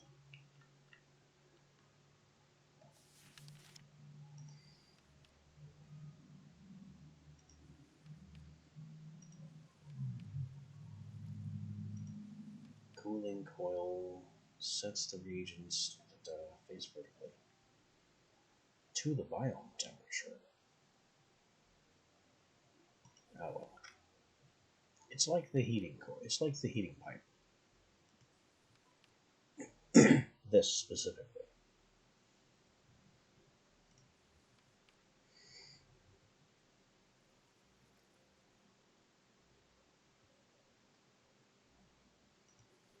Upgrading Tesla coils.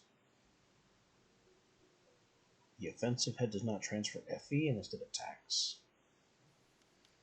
The decorative head does not transfer FE and so it drains FE to just look pretty. The long-range coil can transfer farther. The efficient head has no loss. The high intensity transfers a lot faster.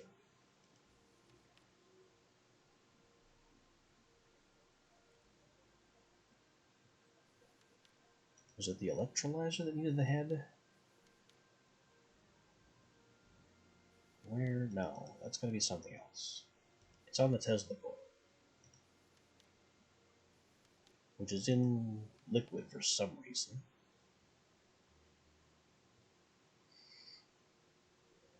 Tesla coil top transmits FE. Special tops.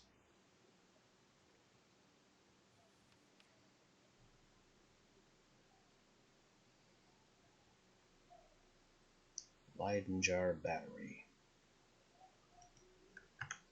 So what I can do... Oh, this is dead, but that's fine. I don't need it. I can replace this with a Tesla coil and stick a Leyden jar in it. The Tesla coil itself, needs a top to do anything. But I can also use it as a battery charger. And then I can bring that battery somewhere else to the electrolyzer, say outside, to perform the Philosopher's Stone reaction safely.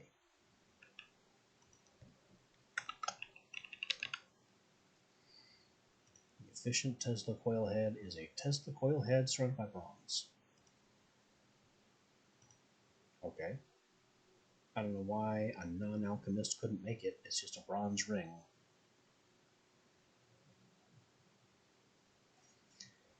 Lossless FE transfer across a whole 8 blocks.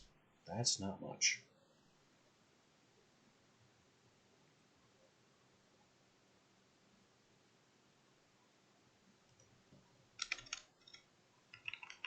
How about that Leyden jar? Tesla coil, iron, redstone, and things. Leyden jar, very cheap. Tesla death ray requires a Voltus crystal. And Copshoium. But if you have both Voltus from alchemy and Copshoium from technomancy, you can make a death ray. Neat. It also goes in the charm slot? I didn't know that.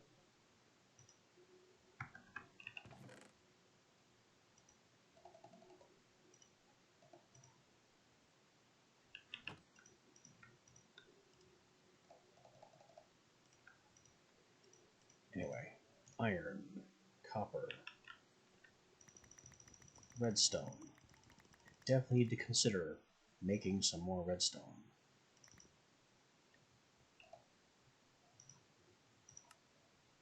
Tesla coil.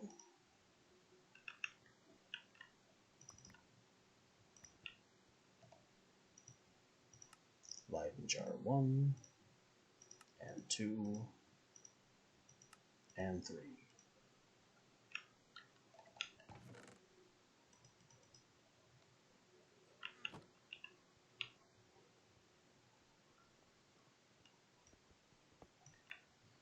You get to be a coil.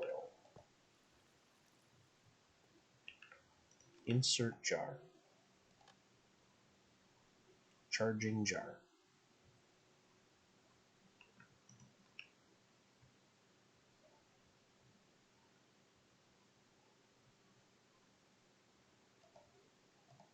Charging new jar.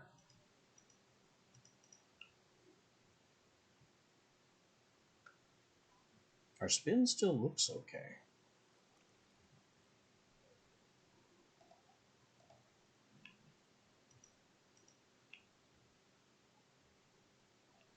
I wonder if I was actually losing speed because I was losing speed. Oh no, we're definitely losing speed.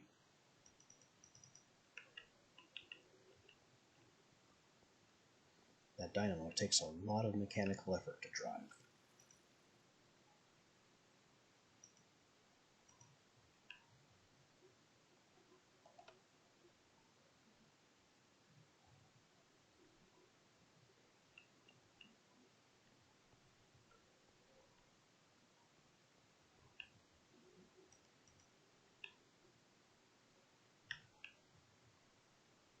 Electrolyzer, and I'll need a second Tesla coil.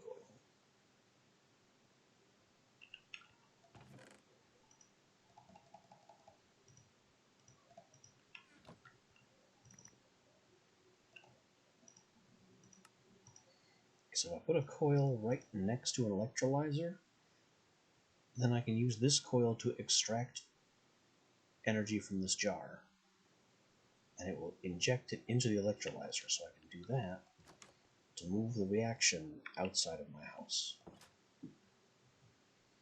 We're also going to have to get some quicksilver.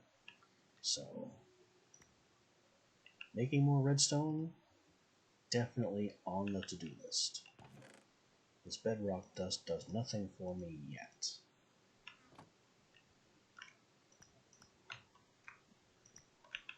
We get a few stacks of cobblestone, some charcoal, redstone, and this. This will be our statement of intent for next time. We are going to be taking cobblestone with a charge beam and turning it into redstone over there in the beam lab. That is our task for next time.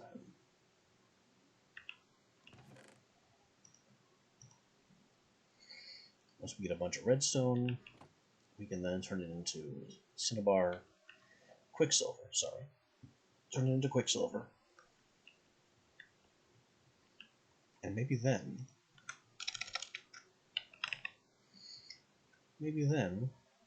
I'll be within reach of a Philosopher's Stone.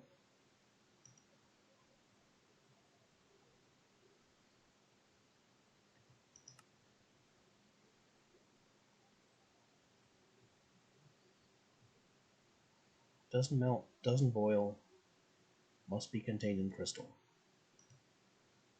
Probably I can just take it out.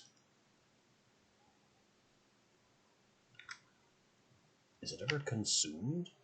Well, yes. If we combine Philosopher's Stone with Practitioner's Stone, it explodes.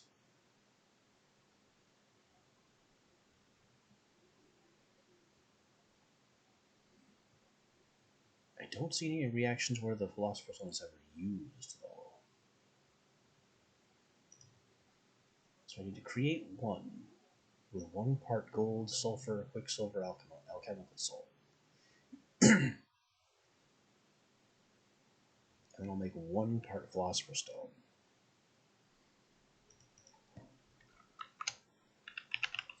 But to get there, I will need to make alchemical crystal from salt and quicksilver in the presence of vanadium.